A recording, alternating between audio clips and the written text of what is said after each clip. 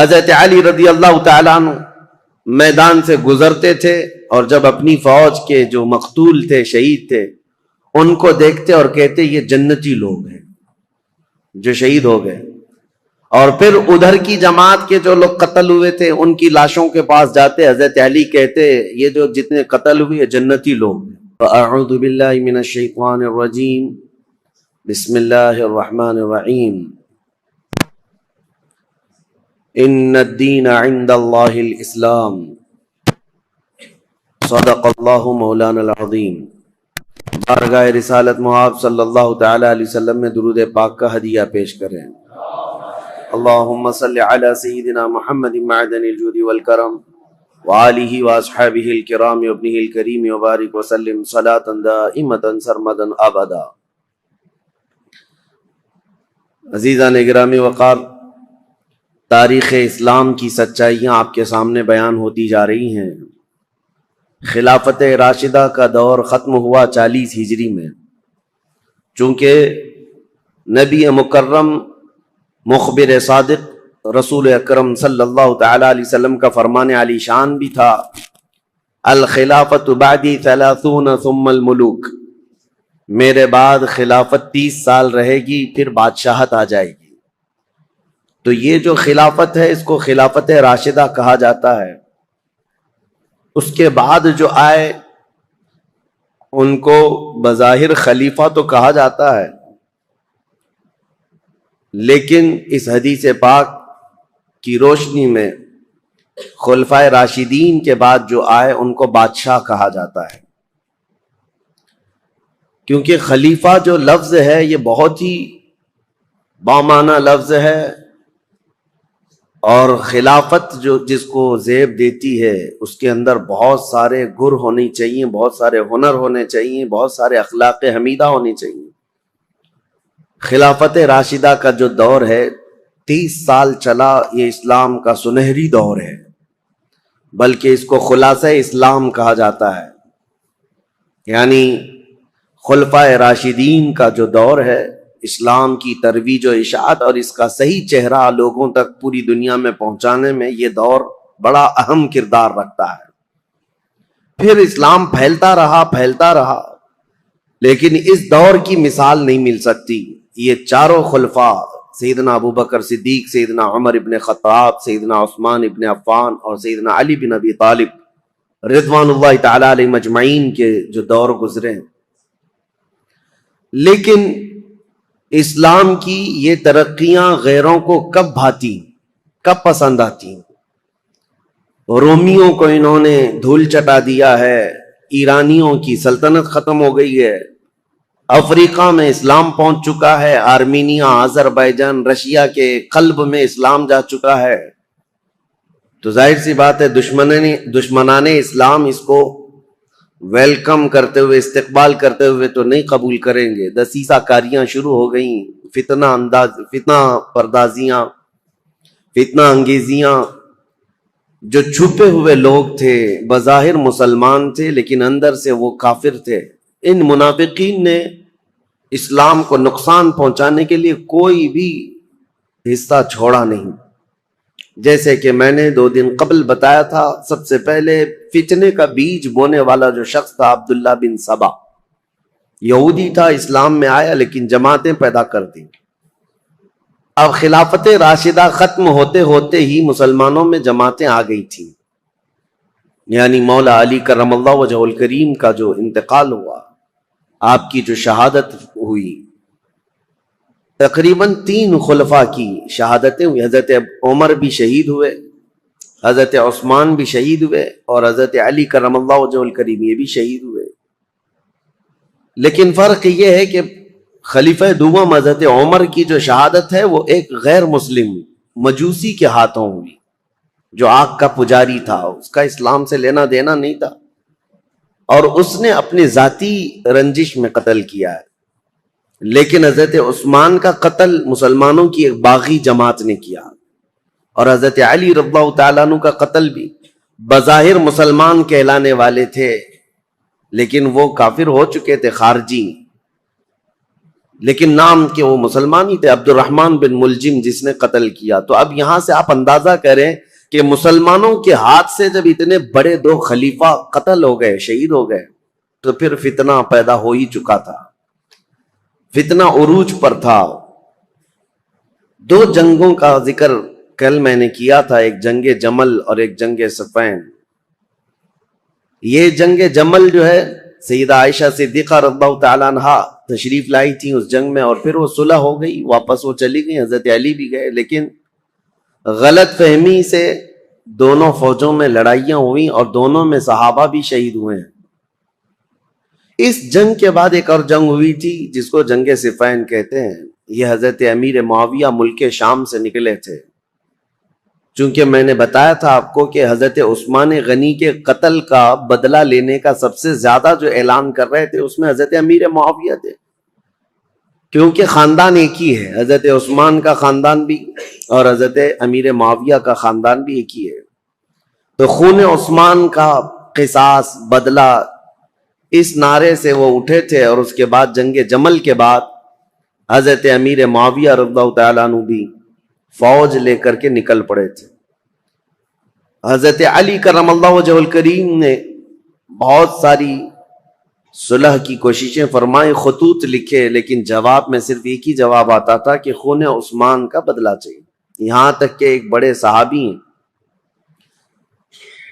جریر بن عبداللہ بجلی، یہ گئے اور حضرت امیر معاویہ سے انہوں نے کہا، کیا آپ کو یہ نہیں معلوم کہ علی بن ابی طالب رسول اللہ صلی اللہ علیہ وسلم کی قرابت داروں میں سے، خاندان میں سے، اور صحابہ میں وہ افضل ترین ہیں، پھر آپ کس طرح سے ان کے لیے جنگ کا ارادہ کر کے نکلتے ہیں؟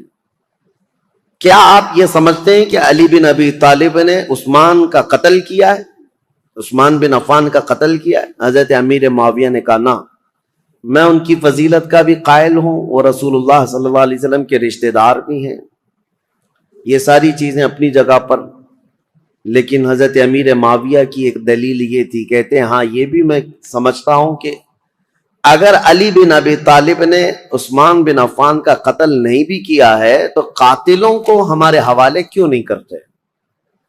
جنہوں نے قتل کیا ان کو ہمارے حوالے کریں۔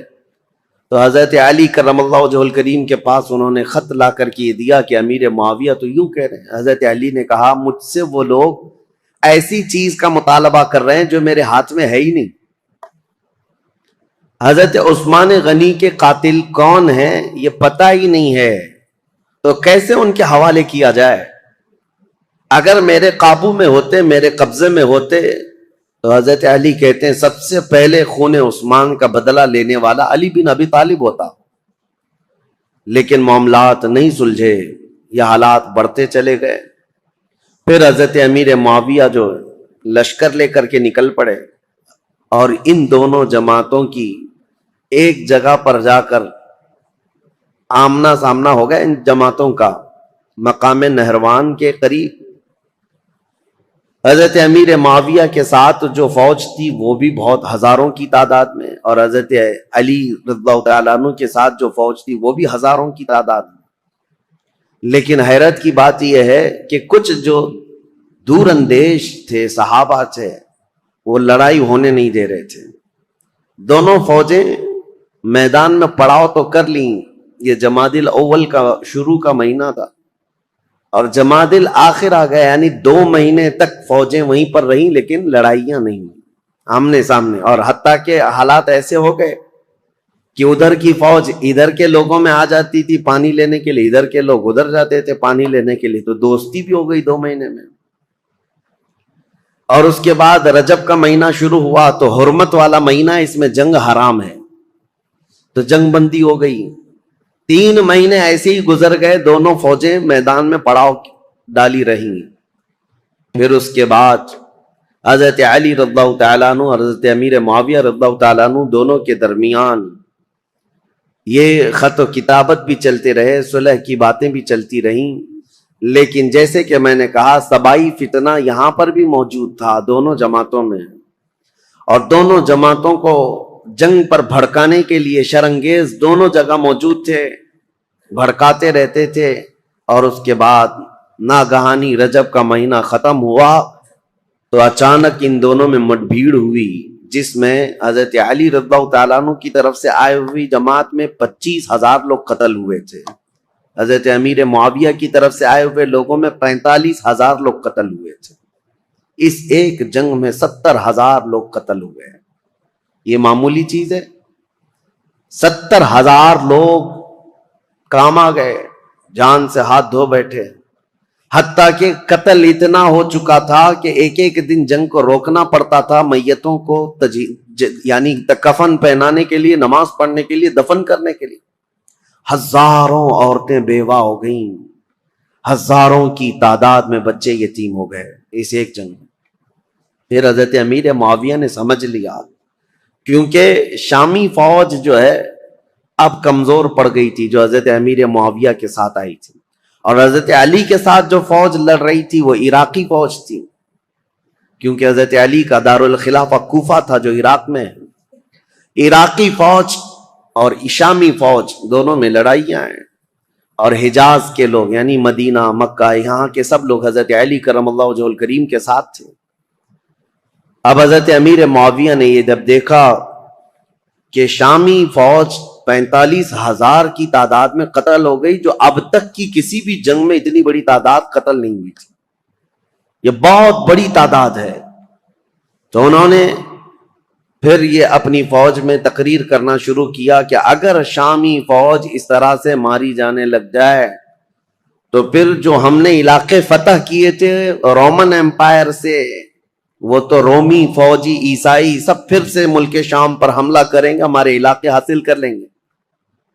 और फिर हजरत अमीर मुआविया ने इराकी फौज को भी बताया कि ऐ इराक के रहने वालों, तुम्हारे भी 25,000 कत्ल हो गए, इसी तरह से अगर तुम्हारा भी कत्ल जारी रहा और ये जंग जारी रही तो जो तुमने इलाके फतह किए पर्शियन एम्पायर से, यानी ईरान की जो पहली की हुकूमत थी किसरा की, उससे जो इलाके तुमने फतह किए, ये पर्शियन एम्पायर के लोग जो पुजारी हैं आग के, वो दोबारा इराक को हासिल कर लेंगे और तुम्हारे पास अपने आप को बचाने के लिए लोग नहीं रहेंगे।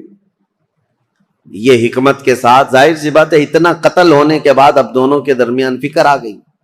हजरत अली करमल्लाहु वजहुल करीम ने जब ये बात सुनी तो इराकियों को पूछा, तो इराकी पीछे हटने को तैयार नहीं थे।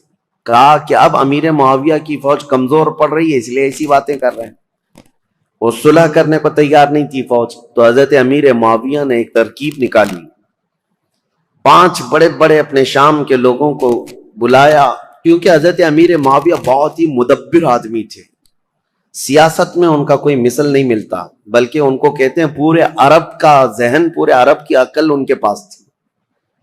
हजरत अमीर मुआविया, उन्होंने 5 बड़े बड़े कुरान, मुसहफ जिसमें कुरान लिखा हुआ था, कुरान पाक के नुस्खे मंगवाए और कहा कुरान पाक को उठाओ और हम ये ऐलान करते हैं कि हम आपस में कुरान को हकम बनाएंगे और इसके मुताबिक अपने आगे के मामलात तय करेंगे।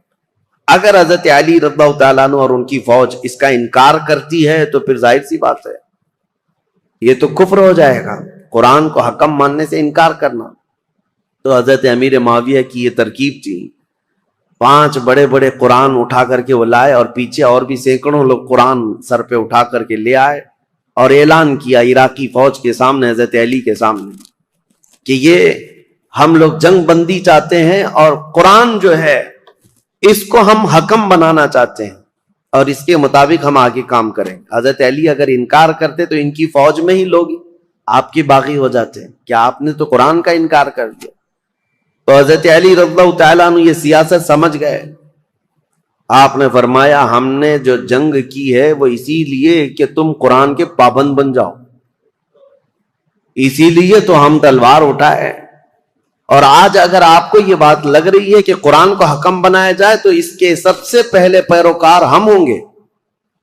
फिर दोनों की जानिब से ये बात तय पाई कि एक एक सहाबी को हकम बनाया जाए और कुरान और हदीस रसूल के मुताबिक वो फैसला करे। तो हजरत अमीर मुआविया ने अपने मुशीर खास यानी उनके बहुत करीबी थे अम्र बिन आस रज़ियल्लाहु ताला, सहाबी हैं जिन्होंने मिस्र फतह किया, وہ حضرت امیر معاویہ کے قریبی تھے. حضرت امیر معاویہ نے ان کو حکم بنا دیا.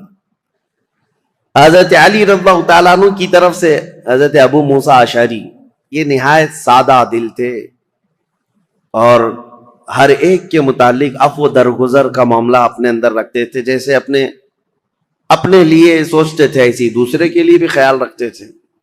حالانکہ ابو موسیٰ اشعری رضی اللہ تعالیٰ عنہ یہ کوفہ کے گورنر رہے ہیں، مدبر رہے، ذہین رہے ہیں، لیکن حضرت علی ان کے حکم بنانے کے حمایت میں نہیں تھے، لیکن لوگوں کی زور زبردستی پر ان کو حکم بنایا گیا.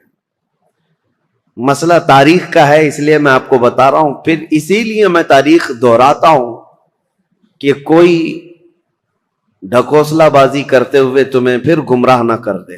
حقیقت کیا ہوئی اور کیا ہوا تھا یہ جاننا آپ کے لیے ایک بار ضروری ہے. دونوں نے حکم بنایا.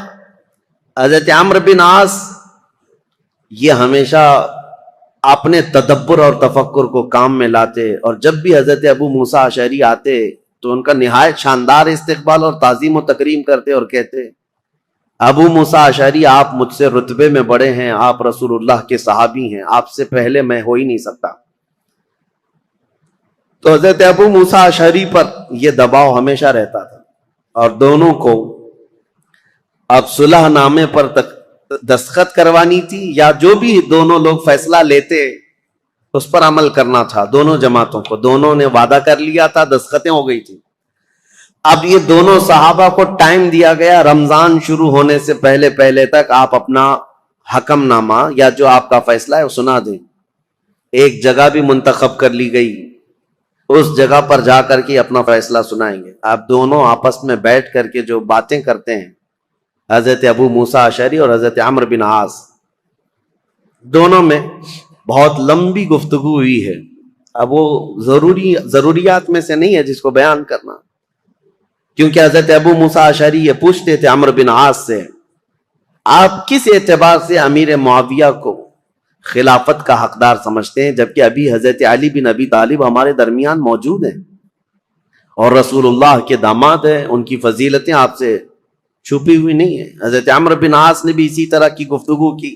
بہرحال اس پوری گفتگو کا جو خلاصہ نکلا وہ میں بتاتا ہوں. حضرت عمرو بن عاص کہتے تھے ہمیشہ کہ آپ پہلے بتائیں آپ چاہتے کیا ہیں. حضرت ابو موسیٰ اشعری نے کہا اب میں یہ چاہتا ہوں کہ مسلمانوں کو اس فتنہ انگیزی سے اور یہ روز روز کی جنگ سے نکالنے کے لیے یہ اعلان کر دوں کہ اب حضرت علی بھی خلیفہ نہیں ہے، امیر معاویہ بھی خلیفہ نہیں ہے. یہ معاملہ اب جیسے صدیق اکبر کے زمانے میں مسلمانوں کے حوالے تھا، وہ جس کو چاہیں خلیفہ منتخب کریں. رسول اللہ صلی اللہ تعالی علیہ وسلم کی وفات کے بعد جو حالات ہوئے تھے، میں یہ چاہتا ہوں کہ مسلمانوں کے حوالے یہ کر دیا جائے اور پھر سے وہ منتخب کریں. حضرت عمرو بن عاص نے کہا بالکل آپ صحیح سوچتے ہیں. حضرت عمرو بن عاص بھی اسی خیال کے حامی رہے، لیکن بہرحال دونوں حکم تھے، دونوں صحابی تھے. بات یہاں تک آئی جس دن یہ اعلان ہونا تھا حضرت ابو موسیٰ اشعری اور حضرت عمرو بن عاص کی طرف سے. یہ تاریخ ہے میرے عزیزوں. حجاز کے، مکہ مکرمہ، مدینہ طیبہ کے اکثر بڑے بڑے صحابہ بھی یہ فیصلہ سننے کے لیے آئے تھے کہ آج ہوگا کیا، کہ مسلمانوں کے درمیان جاری جنگ کو ختم کرنے جا رہے ہیں دو حکم صحابہ. تو دونوں کو الگ الگ اختیارات تھے. آپ جو کہیں گے اس پر عمل ہوگا، لیکن قرآن اور حدیث کے مطابق. تو حضرت عمرو بن عاص نے یہ کہا کہ پہلے میں نہیں سناؤں گا اپنا فیصلہ، پہلے ابو موسیٰ اشعری سنائے. حضرت ابو موسیٰ اشعری کو کھڑا کیا گیا تو انہوں نے اپنا فیصلہ سنا دیا کہ میں نے یہ ارادہ کیا ہے کہ مسلمانوں کو جنگوں میں مبتلا کرنے سے بہتر ہے کہ یہ خلافت سے دونوں معزول ہو جائیں، دستبردار ہو جائیں. جبکہ امیر معاویہ رضی اللہ تعالیٰ عنہ کی اس وقت بھی کچھ لوگ خلافت کا اعلان کرتے تھے اور یہ خلافت کا معاملہ تھا. تو آپ نے کہا دونوں دستبردار ہو جائیں، مسلمانوں کے حق میں یہ فیصلہ ہو جائے. حضرت عمرو بن عاص نے یہ نہیں کہا، وہ کھڑے ہوئے کہا دو حکم تھے، ان میں سے ایک حکم نے اپنا فیصلہ سنایا ابو موسیٰ اشعری.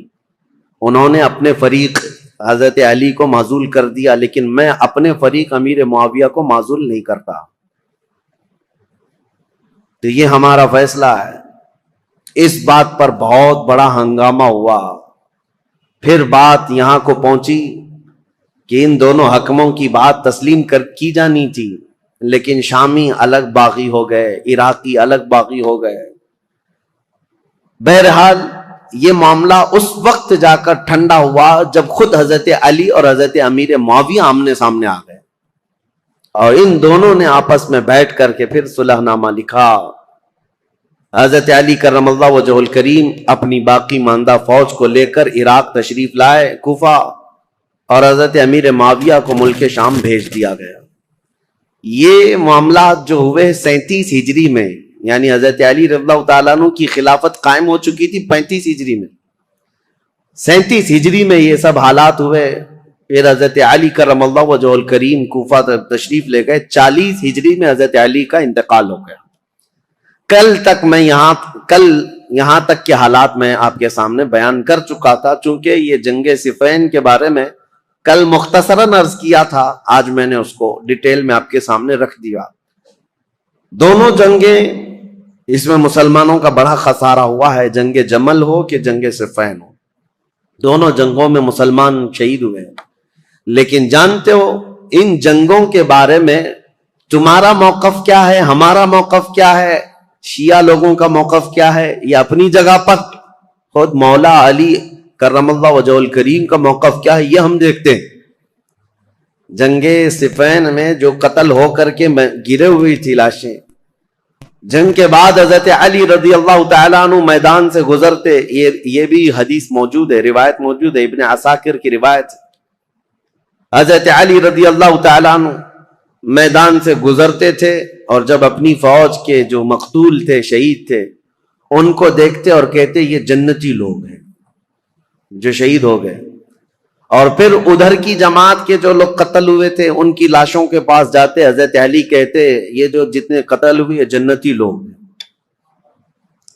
میرے عزیزو، دونوں کے متعلق یہ بات کہنا، یہ آپ کو سمجھنا چاہیے کہ جس امام کے سامنے یہ معاملات درپیش تھے، انہوں نے خود کہا کہ دونوں طرف مسلمان ہیں، اور جو تلواریں اٹھی ہیں وہ غلط فہمی کی وجہ سے اٹھی ہیں یا کسی فتین کی فتنہ انگیزی کی وجہ سے اٹھی ہیں، ان کی اجتہادی خطا ہے۔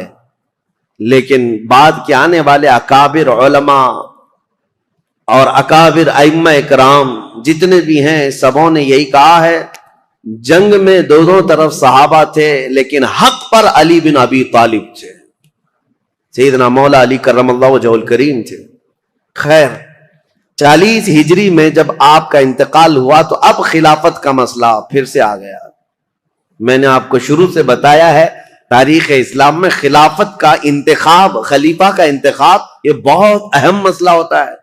اس وقت بڑی جنگ ہو سکتی ہے، اس جنگ کو ختم کرنا، ارے میاں یہاں چھوٹے الیکشن میں جنگیں ہو جاتی ہیں، وہ خلیفہ اسلام کا انتخاب اور بہت اہم ذمہ داری ہوتی ہے۔ تو حضرت علی رضی اللہ تعالیٰ عنہ کے انتقال کے بعد جتنے کوفہ کے لوگ تھے، مولا علی کرم اللہ وجہہ الکریم کے جتنے حمایتی لوگ تھے، اور مدینہ مکہ مکرمہ میں جتنے لوگ مولا علی کرم اللہ وجہہ الکریم کے لوگ، ان کی جماعت کے، ان کے حامیان میں سے تھے، سبوں نے یہ اعلان کیا کہ حضرت علی کے بڑے بیٹے حسن، امام حسن مجتبیٰ کو خلافت پر فائز کیا جائے۔ حضرت امام حسن کو لوگوں نے بٹھا دیا کرسی خلافت پر، اور سب ان کے ہاتھوں پر بیعت کرنے لگے۔ حضرت امام حسن مجتبیٰ رضی اللہ تعالیٰ عنہ نے بیعت بھی لی۔ یہ 5ویں خلیفہ ہیں، تاریخ ہے 5ویں خلیفہ ہیں، اور خلافت راشدہ کا جو 30 سال کا پیریڈ ہے اس کے اندر ہی ہیں، ابھی 6 مہینے باقی ہیں۔ خلافت راشدہ کے 30 سال حضور نے فرمایا نا، یہ سارے 29 سال ہوئے تھے حضرت ابوبکر صدیق سے لے کر حضرت علی تک۔ جب حضرت علی کا انتقال ہوا 29.5 سال ہوئے تھے، اور اسی کے بعد حضرت امام حسن نے بھی اعلان کیا، اور ادھر ملک شام میں دمشق میں حضرت امیر معاویہ نے اپنی خلافت کا اعلان کیا، اور شام کے جتنے لوگ تھے وہ سب کے سب حضرت امیر معاویہ کے ہاتھ پر بیعت کر لی۔ اب یہ خلافت کا تنازع، یعنی بیک وقت 2 خلیفہ کا اعلان، یہ سب سے پہلے خلافت راشدہ کے بعد ہوا۔ حضرت علی کے زمانے میں کبھی بھی حضرت امیر معاویہ نے اپنے خلیفہ ہونے کا اعلان نہیں کیا. یہ کہتے رہے کہ خلافت کے حقدار ہم بھی ہیں، لیکن خلیفہ ہونے کا عام اعلان کبھی نہیں کیا. اور حضرت علی کے انتقال کے بعد بیک وقت 2 خلیفہ کا اعلان. اہل مدینہ جتنے تھے وہ سب حضرت امام حسن کے ہاتھ پر بیعت کیے. اہل مکہ جتنے تھے وہ امام حسن کے ہاتھ پر بیعت کیے.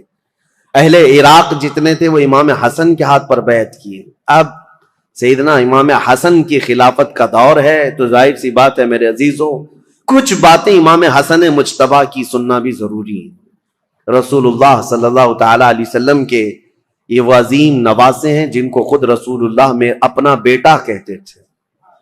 اور مدینے میں موجود صحابہ کہتے ہیں رسول کریم صلی اللہ تعالی علیہ وسلم سے سب سے زیادہ ملتی جلتی شکل اگر کسی کی تھی تو امام حسن مجتبیٰ کی تھی. ان کے چہرے پاک کو دیکھتے لوگ تو حضرت امام حسن مجتبیٰ رضی اللہ تعالیٰ عنہ کو، حضور کو یاد کرتے تھے. اور امام حسن کی فضیلت کیا تھی؟ یہ نبی پاک صلی اللہ تعالی علیہ وسلم کے وہ محبوبوں میں سے ہیں، دونوں شہزادے حسن و حسین رضی اللہ تعالیٰ عنہما. حضرت ابو ہریرہ رضی اللہ تعالیٰ عنہ ان حدیثوں کے راوی ہیں جنہوں نے مدینہ طیبہ میں خود اپنی آنکھوں سے دیکھا ہے حضور اکرم صلی اللہ تعالیٰ علیہ وسلم کس قدر ان دونوں شہزادوں سے پیار کرتے. یہاں تک کہ ایک مرتبہ امام حسن کو اور امام حسین کو، یا صرف امام حسن کو، کندھے پر سوار کر کے حضور مدینے میں چل رہے تھے. کسی صحابی نے دیکھ کر کے حضرت امام حسن کی طرف دیکھ کر کہا شہزادے کتنی اچھی سواری پایا ہے. کونین کا آقا و مولا سید الانبیاء جس کے دوش پر تو سواری کر رہا ہے. نبی پاک صلی اللہ تعالی علیہ وسلم نے اس صحابی سے فرمایا تم نے صرف سواری دیکھا، یہ بھی تو دیکھو سوار بھی کتنا اچھا ہے، سوار بھی کتنا اچھا ہے. نبی کریم صلی اللہ تعالی علیہ وسلم ان شہزادگان سے بے حد محبت کرتے تھے. یہاں تک ارشاد ہے حدیث میں ہما ریحانتی فی الجنہ ہما ریحانتی فی الدنیا. حضور صلی اللہ تعالی علیہ وسلم نے فرمایا کہ یہ دونوں شہزادے میرے لیے دنیا میں جنت کے 2 پھولوں کی طرح. اسی لیے حضور ان کی گردنوں کو سونگھتے تھے اور ان کے چہروں کو جب بوسہ لیتے تھے تو آپ ان کو سونگھا کرتے. صحابہ یہی کہتے کیا آپ ان بچوں کو سونگھتے ہیں؟ چومنے کا، بوسہ دینے کا رواج تو ہے، سونگھنے کا کیا ہے؟ نبی کریم صلی اللہ تعالی علیہ وسلم یہ فرماتے یہ جنت کے 2 حسین پھول ہیں. اور ان کے نام عرب میں بالکل نیو نام تھے، بالکل جدید. اس سے پہلے حسن نام بھی عربوں میں نہیں پایا جاتا تھا، حسین نام بھی نہیں پایا جاتا تھا. صحابہ کہتے ہیں اللہ تعالیٰ نے یہ دونوں نام بچائے رکھے، محفوظ رکھے، اور رسول اللہ کے نواسوں کے سب سے پہلے نام رکھے گئے حسن اور حسین. سیدنا امام حسن اور حسین ان کی فضیلتیں کیا بیان کی جائیں. اب چونکہ امام حسن کی خلافت کا دور ہے تو ان کے بچپن کے حالات، نبی کریم صلی اللہ تعالی علیہ وسلم کی آغوش تربیت میں انہوں نے پروان چڑھی پایا ہے. تو اس سے بہتر اور کیا چیز بیان کی جائے جن کو نبی کریم صلی اللہ تعالی علیہ وسلم نے اپنے ہاتھوں سے کھلایا ہو، اپنے ہاتھوں سے سلایا ہو، اپنے ہاتھوں سے پہنایا ہو، اور جب حضور نماز میں چلے جائیں تو یہ بچے حضور پر سوار ہو جائیں. اس قدر حسین اور خوش نما ماحول میں انہوں نے تربیت پائی ہے مدینہ طیبہ میں. نبی کریم صلی اللہ تعالی علیہ وسلم کی آغوش محبت میں پروان چڑھنے والے یہ جوانوں کی فضیلتیں بیان سے باہر ہیں. حضور نے فرمایا میرے یہ دونوں بچے جنتی جوانوں کے سردار ہیں. اور حضور اکرم صلی اللہ تعالی علیہ وسلم نے خاص امام حسن کے لیے جو ایک بات فرمائی، چونکہ خلافت امام حسن کی بات چل رہی ہے. ایک بار رسول پاک صلی اللہ علیہ وسلم خطبہ دے رہے تھے ممبر پر کھڑے تھے تو امام حسن ایک پاؤں کو پکڑے ہوئے تھے حضور صلی اللہ علیہ وسلم کی، حضور کے قدم مبارک کو پکڑے ہوئے تھے.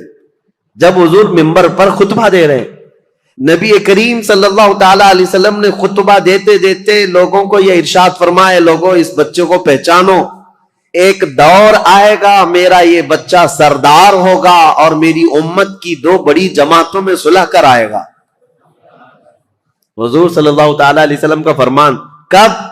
جب امام حسن کی عمر بہت چھوٹی سی تھی، بچپن میں رسول پاک صلی اللہ تعالی علیہ وسلم کا قدم پاک پکڑ کر بیٹھے ہوں خطبے کے دوران، اس وقت رسول اللہ نے یہ بشارت دی تھی کہ میرا یہ بیٹا سردار ہوگا اور 2 بڑی جماعتوں میں صلح کرائے گا۔ بہرحال فضیلتیں بیان سے باہر ہیں، آپ نہایت ہی متقی پرہیزگار، یہاں تک کہ صحابہ اور تابعین نے کہا ہے، امام حسن بصری اور دیگر تابعین سے یہ روایت ہے کہ امام حسن بصری سے زندگی بھر میں کسی نے سخت جملہ نہیں سنا۔ ایک ہی مرتبہ ان کا عمیر بن عثمان ان سے کچھ زمین کے معاملات کو لے کر کے مسئلہ ہوا، انہوں نے بہت انہیں سمجھایا۔ امام حسن کبھی بھی سخت جملہ نہیں کہتے تھے اور نہ ہی زندگی میں کبھی کسی نے ان سے گالیاں سنی، کبھی نہیں ہوا۔ حضرت امام حسن بہت بردبار کس کو کہتے ہیں؟ سب سے زیادہ برداشت کی طاقت رکھنے والا، امام حسن کے اندر یہ جذبہ تھا، کبھی کسی کے خلاف سخت جملہ استعمال نہیں کیا۔ عمیر بن عثمان سے جب یہ معاملہ ہوا تو لوگوں نے آ کر کے کہا کہ آپ کی ساری دلیلیں، ساری باتیں انہوں نے رد کر دی، وہ ماننے کو تیار نہیں۔ امام حسن نے کہا اس سے زیادہ میں کیا کر سکتا ہوں، اس کی ناک خاک آلود ہو جائے۔ بس یہ ایک جملہ فرمایا گیا، پوری زندگی میں ہم نے امام حسن سے سنا، اس کے علاوہ سخت جملہ کسی کے بارے میں کہتے ہوئے کبھی نہیں سنا۔ حتیٰ کہ آپ کو میں بتاؤں، مروان، یہ جس نے حضرت عثمان غنی کی مہر چرائی تھی، یہ مروان جو بھاگ کر گیا تھا حضرت عثمان کے قتل کے وقت، مدینے میں نہیں تھا، یہ حضرت علی رضی اللہ تعالیٰ عنہ کی وفات کے بعد جب امیر معاویہ نے ملک شام میں خلافت کا اعلان کیا تو مروان کو مدینے کا گورنر بنا کر بھیج دیا۔ یہ مروان سخت قسم کا آدمی تھا، اس کی پیدائش میں فرمایا تھا رسول کریم صلی اللہ تعالی علیہ وسلم نے، گرگٹ کا بچہ گرگٹ پیدا ہو گیا۔ یہ مروان بن حکم، یہ وہ شخص ہے، مدینے کا حاکم بنا تھا، یہ خطبہ دیتا تھا اور خطبے میں سخت جملے حضرت امام حسن کے بارے میں کہتا تھا، اور امام حسن بیٹھے ہوئے سنتے تھے، خطبے میں ان کے باپ کو گالیاں دیتا تھا اور حضرت امام حسن کو بولتا تھا۔ یہاں تک کہ ایک مرتبہ امام حسن ایک مجلس میں بیٹھے ہیں، اور بھی لوگ تھے، مروان بیٹھا ہوا ہے، اس نے تانا مارتے ہوئے یہ کہا کہ ایسا شخص ہے، میں اس کے باپ کے بارے میں کہتا ہوں تو یہ کہتا ہے میری ماں گھوڑی تھی، نعوذ باللہ من ذالک۔ سیدہ کائنات کی طرف بھی اس نے بد زبانی کی تھی۔ میں یہ بات صرف اس لیے کہہ رہا ہوں، اتنا سخت جملہ سامنے کہنے کے بعد امام حسن مجتبی رضی اللہ تعالیٰ عنہ اف تک نہ کہتے تھے، کھڑے ہو گئے۔ لوگوں نے کہا نواز رسول، جگر گوشے بطول حسن مجتبی کے متعلق ایسا کہتا ہے۔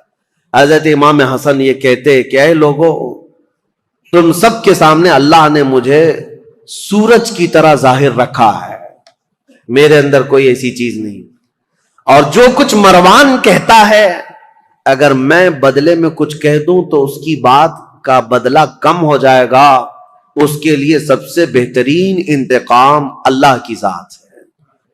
یہ امام حسن کہتے تھے اس کے جملے اتنے بڑے ہیں کہ اگر میں بدلہ لے لوں تو یہ کم ہو جائے گا، اس کے لیے انتقام کم ہو جائے، اس لیے میں اللہ رب العزت کے سپرد کرتا ہوں۔ بردباری، برداشت کی طاقت امام حسن کے اندر اتنی زیادہ تھی۔ ان کو گالیاں دی گئی ہیں، ان کے خلاف برا بھلا ان کے مدینے میں کہا جاتا رہا۔ بہرحال امام حسن رضی اللہ تعالیٰ عنہ نے جیسے ہی خلافت کا اعلان کیا، حضرت امیر معاویہ نے بھی خلافت کا اعلان کیا تھا، تو انہوں نے پھر سے فوج کشی کا ارادہ کر لیا کہ ایک وقت 2 خلیفہ کا اعلان مسلمانوں میں انتشار پیدا کر دے گا۔ امیر معاویہ نے ملک شام کی جتنی فوج تھی وہ جمع کی اور کہا حسن بن ابی طالب سے کہہ دو، کیونکہ امیر معاویہ 22 سال سے گورنر تھے ملک شام کے اور خلافت کا اعلان کیا تھا، بہت سارے لوگوں نے وہاں ان کی بیعت کو مان بھی لیا تھا۔ اب حضرت امیر معاویہ رضی اللہ تعالیٰ عنہ اپنی خلافت کے متعلق سب سے بیعت بھی لے رہے تھے، تو امام حسن کے ساتھ جنگ ہونے والی تھی، جیسے جنگ جمل ہوئی، جنگ صفین ہوئی، اور حضرت امام حسن جانتے تھے کہ کتنے مسلمانوں کا قتل وہ 2 جنگوں میں ہوا، ایک جنگ میں 12,000 اور دوسری جنگ میں 70,000 قتل ہوئے تھے۔ اب یہ خلافت کے چکر میں تیسری جنگ ہو سکتی تھی۔ امام حسن مجتبی رضی اللہ تعالیٰ عنہ کوفہ والوں کو جمع کرتے ہیں اور پوچھتے ہیں تمہارا کیا خیال ہے؟ سارے جمع ہوئے، کہا علی بن ابی طالب کے بعد سب سے افضل جماعت میں آپ ہیں، اور خلافت کا حق صرف اہل بیت کو ہونا چاہیے۔ یہ ساری باتیں کوفہ والوں کی تھی۔ انہوں نے حضرت امام حسن سے کہا تو حضرت امام حسن نے کہا چلو میرے ساتھ، امیر معاویہ ملک شام سے نکلے ہوئے، ہم کسی جگہ آمنے سامنے ہونے والے ہیں۔ کوفہ والے بھی نکلے امام حسن کے ساتھ، اور ملک شام سے امیر معاویہ کے ساتھ بھی ایک فوج۔ لیکن جس جگہ ان دونوں فوجوں کا آمنا سامنا ہوا، امام حسن جنگ کی نیت سے نہیں آئے تھے، سیدھے حضرت امیر معاویہ کے پاس گئے، کہا پچھلی جنگوں کے تلخ تجربے میرے سامنے ہیں، اس کے کڑوے نتیجے مجھے پتا ہیں، خون بہے گا ہمارے درمیان یا تمہارے درمیان، میں خلافت کا یہ کڑوا مزہ نہیں لینا چاہتا، لہذا میں تم سے کچھ شرائط پر صلح کرنا چاہتا ہوں۔ حضرت امیر معاویہ نے کہا بتائیے آپ۔ وہ حضور صلی اللہ تعالیٰ علیہ وسلم کے نواسے ہیں، حضرت علی کے بیٹے۔ امیر معاویہ ایسا نہیں ہے کہ ان کی بے حرمتی کرتے تھے یا توہین کرتے تھے، نہیں، عزت بھی کرتے تھے۔ خلافت کا معاملہ ہے تو حضرت امام حسن نے صلح نامہ لکھوایا، شرائط لکھوائے۔ اس میں پہلی یہ تھی کہ امیر معاویہ کے انتقال کے بعد خلافت پھر امام حسن کے پاس آ جائے گی۔ دوسری یہ تھی کہ جو علاقے مدینے کے، مکہ کے جو لوگ حضرت علی کرم اللہ تعالی وجہ الکریم کے حامی ہیں، ان سے کوئی سختی نہیں کی جائے گی، باز پرس نہیں کیا جائے گا، یا جو جنگوں میں تمہارے سامنے آ چکے تھے ان سے کوئی بدلہ نہیں لیا جائے گا، کیونکہ اب آپ خلیفہ بن رہے ہیں، آپ کے خلاف جو جنگیں ہوئی ہیں اس زمانے میں، اب ان کو پکڑ کر کے مارا جائے یا ان کو قید کیا جائے، یہ نہیں ہوگا۔ یہ سب شرطوں میں حضرت امام حسن نے لکھوایا اور کہا کہ اہل حجاز، مکہ مدینے والوں کا اور اہل بیت کا خاص خیال کیا جائے۔ حضرت امیر معاویہ نے ان تمام شرائط کو قبول کر لیا، سب منظور ہے۔ پھر ہر سال 1,00,000 دینار امام حسن مجتبی رضی اللہ تعالیٰ عنہ کو نظر کیے جانے پر یہ صلح منظور ہوئی۔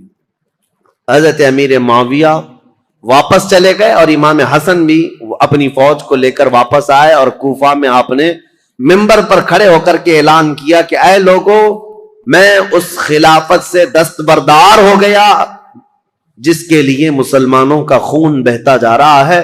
میں نے معاویہ بن ابی سفیان کے حوالے اس خلافت کا ذمہ دے دیا ہے۔ یہ اعلان کرنے کے بعد اب پورے خطہ اسلام میں ایک ہی خلیفہ تھا، وہ امیر معاویہ کی ذات۔ امام حسن 6 مہینے تک خلیفہ رہے اور 6 مہینے کے بعد دستبردار ہو گئے۔ اس اعتبار سے خلفائے راشدین میں حضرت امام حسن کا بھی نام آتا ہے۔ وہ 6 مہینے جو بچے تھے وہ خلافت راشدہ کے، اس میں امام حسن نے خلافت کی۔ لیکن ظاہر سی بات ہے، کچھ لوگ چڑھاتے ہیں، کچھ لوگ اتارتے ہیں، یہ ہر زمانے میں رہتے ہیں۔ حضرت حسن کے بہت سارے لوگ مخالف ہو گئے کوفہ میں ہی، کہا ہم تو آپ کے لیے جان لٹانے والے تھے، ہم تو آپ کے لیے گردنیں لٹانے والے تھے، آپ نے تو جا کر اس سے صلح کر لی، ہم آپ کی صلح کو نہیں مانتے، آپ کو خلیفہ ہونا چاہیے تھا۔ زور زبردستی حضرت امام حسن نے کہا میں نے خلافت کے سارے دور دیکھے ہیں، صدیق اکبر سے لے کر میرے باپ علی بن ابی طالب تک جو معاملات ہوتے رہے، لیکن اب وہ زمانہ نہیں رہا جس میں اکابر صحابہ تھے، بدر میں شریک، احد میں شریک، فتح مکہ میں۔ وہ صحابہ کی تعداد کم ہو گئی ہے۔ اے لوگوں، اب خلافت نہیں، اب ملوکیت آ گئی، اب بادشاہت آ گئی ہے، اور میں نہیں چاہتا کہ یہ بادشاہت کا دھبا آل رسول کے دامن میں بھی آئے۔ یہ حضرت امام حسن کا اعلان تھا۔ وہ بادشاہت کا داغ نہیں لینا چاہتے تھے، کیونکہ دنیا بات کو یہ نہ کہے کہ رسول اللہ کے شہزادے خلافت راشدہ کے بعد پھر بادشاہ بن گئے۔ نہیں، میرے آقا صلی اللہ تعالی علیہ وسلم جن شہزادوں کو چوما کرتے تھے، ان شہزادوں نے خلافت کو یوں دے دیا۔ حضرت امیر معاویہ کے جانے کے بعد میرے عزیزو یہ ایک ایسی عظیم صلح تھی پورے اسلامی تاریخ میں جس نے ایک بہت بڑی جنگ کا ناکہ بند کر دیا تھا. ختم ہو گئی، جنگیں ختم ہو گئی.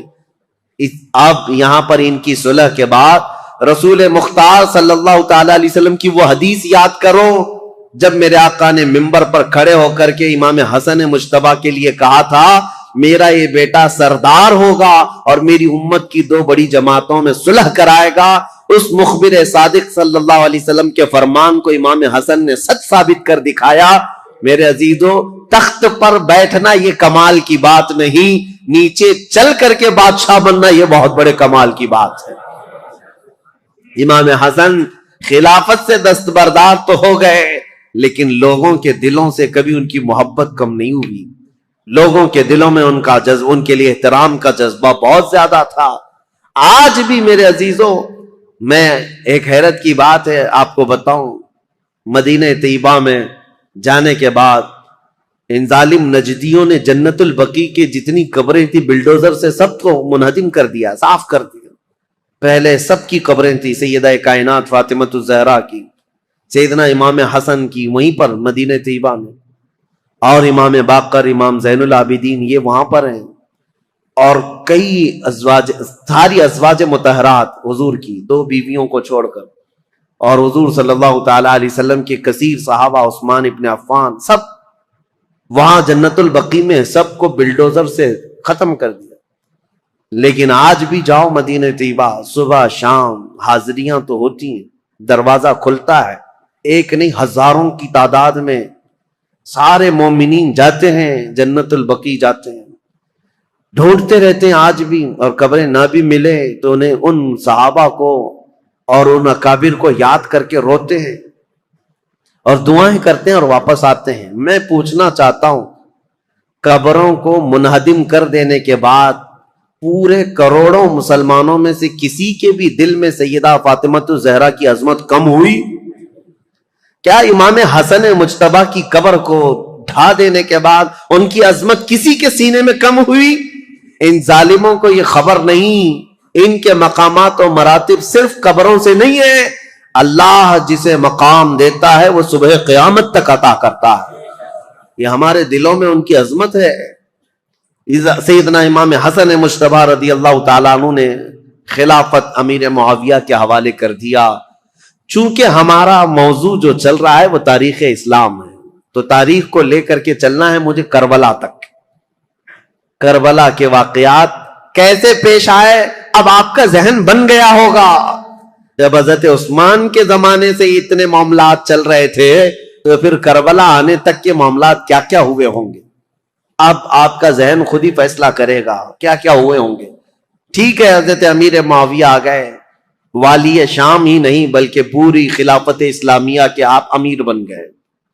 اب ظاہر سی بات ہے امیر معاویہ 40 ہجری میں خلیفہ بنے تو ان کا زمانہ خلافت جو ہے 60 سال تک رہا ہے، یعنی تقریباً 60 ہجری تک رہا ہے. 20 سال آپ نے خلافت کی ہے.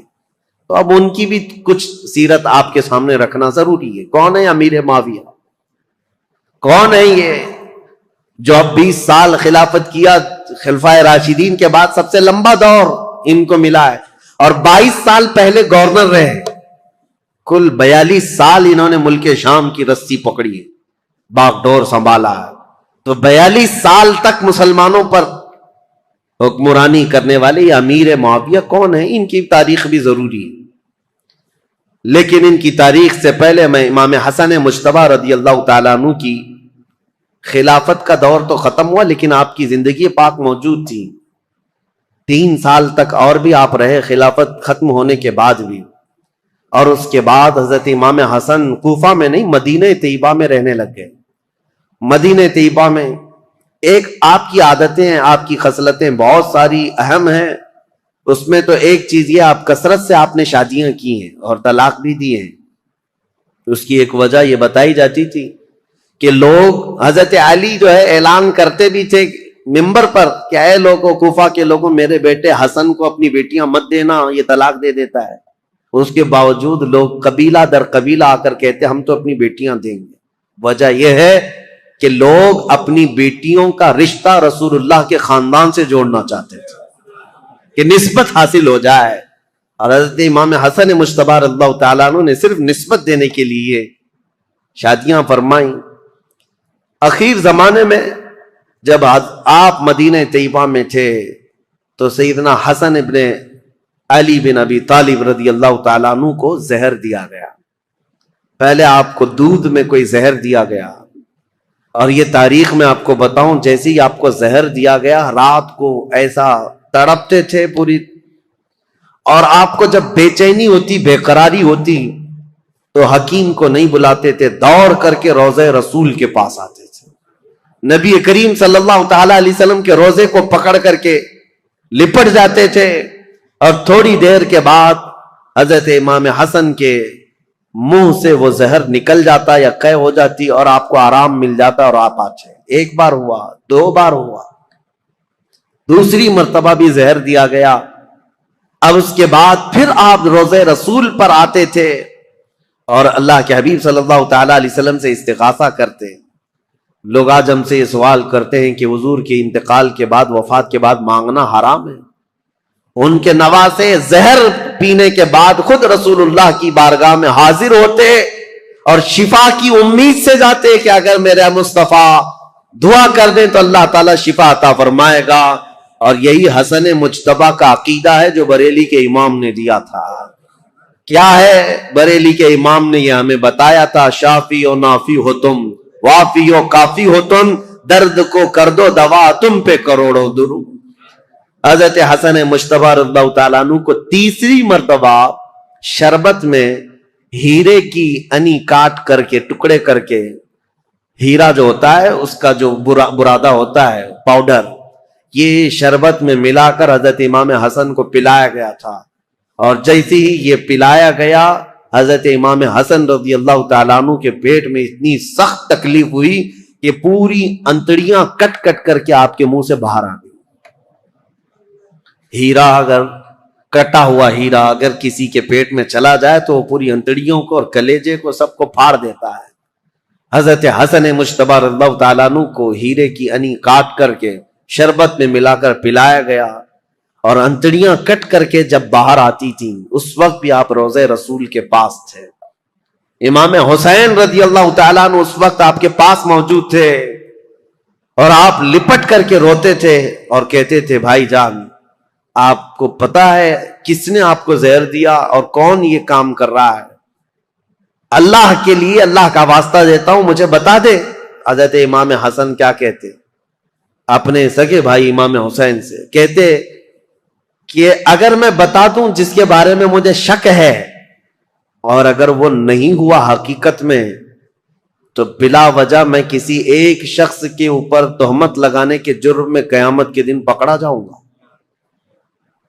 اور اگر وہی شخص ہے جس نے مجھے زہر دیا ہے میرے کہنے کے بعد، اگر وہی شخص ہے تو اس کو تو تم قتل کر ڈالو گے. اور شک میں ایک آدمی کا قتل ہمیشہ سر پر بوجھ رہتا ہے، اس لیے میں یہ معاملہ اللہ کے حوالے کرتا ہوں. بہت سارے لوگوں نے، شیعہ لوگوں نے تو روایتیں ہی بیان کی ان کی بیوی نے زہر دیا تھا.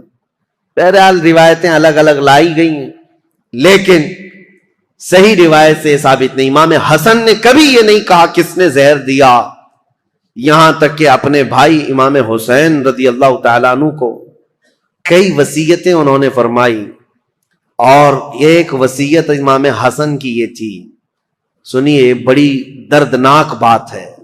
اپنے انتقال سے پہلے اپنے بھائی امام حسین سے کہا، میرے چھوٹے بھائی، میری ایک خواہش ہے، میرا جب انتقال ہو تو ماں عائشہ صدیقہ کے پاس جائیں اور ان سے اجازت لیں، ان کے حجرے میں جہاں رسول اللہ صلی اللہ تعالی علیہ وسلم دفن ہے، حسن کو بھی جگہ دے دی جائے، میں وہیں دفن ہونا چاہتا ہوں. اور اگر اس مسئلے میں کوئی اختلاف ہو جائے یا کوئی تعرض کرے یا کوئی معاملہ پیش آنے لگ جائے تو پھر تمہارے لیے وصیت ہے کہ میری ماں کے قدموں میں جنت البقیع میں دفن کر دیا جائے. امام حسین کو یہ جب وصیت کی، حضرت ابو ہریرہ بھی وہاں تھے. انتقال ہو گیا، آپ کی جنازہ پڑھی گئی. فرمایا گیا کہ اس دن پورے مدینے میں آپ کے جنازے پر اتنی بھیڑ تھی کہ اگر اوپر سے سوئی گرائی جاتی تو زمین پر نہیں گرتی، اتنے لوگوں کا مجمع تھا، پورا مدینہ بھر گیا تھا، بے اختیار لوگوں کی چیخیں نکلی تھی مدینہ طیبہ میں، کیونکہ امام حسن کو مدینہ طیبہ میں بچپن سے لوگوں نے دیکھا تھا۔ اب حضرت امام حسین سیدہ عائشہ صدیقہ کے گھر آئے، ام المومنین اس وقت باحیات تھیں، سیدہ عائشہ صدیقہ رضی اللہ تعالیٰ عنہا سے آ کر کے کہا کہ میرے بھائی کی یہ خواہش تھی کہ رسول اللہ صلی اللہ تعالیٰ علیہ وسلم کے حجرے میں دفن ہو جائیں۔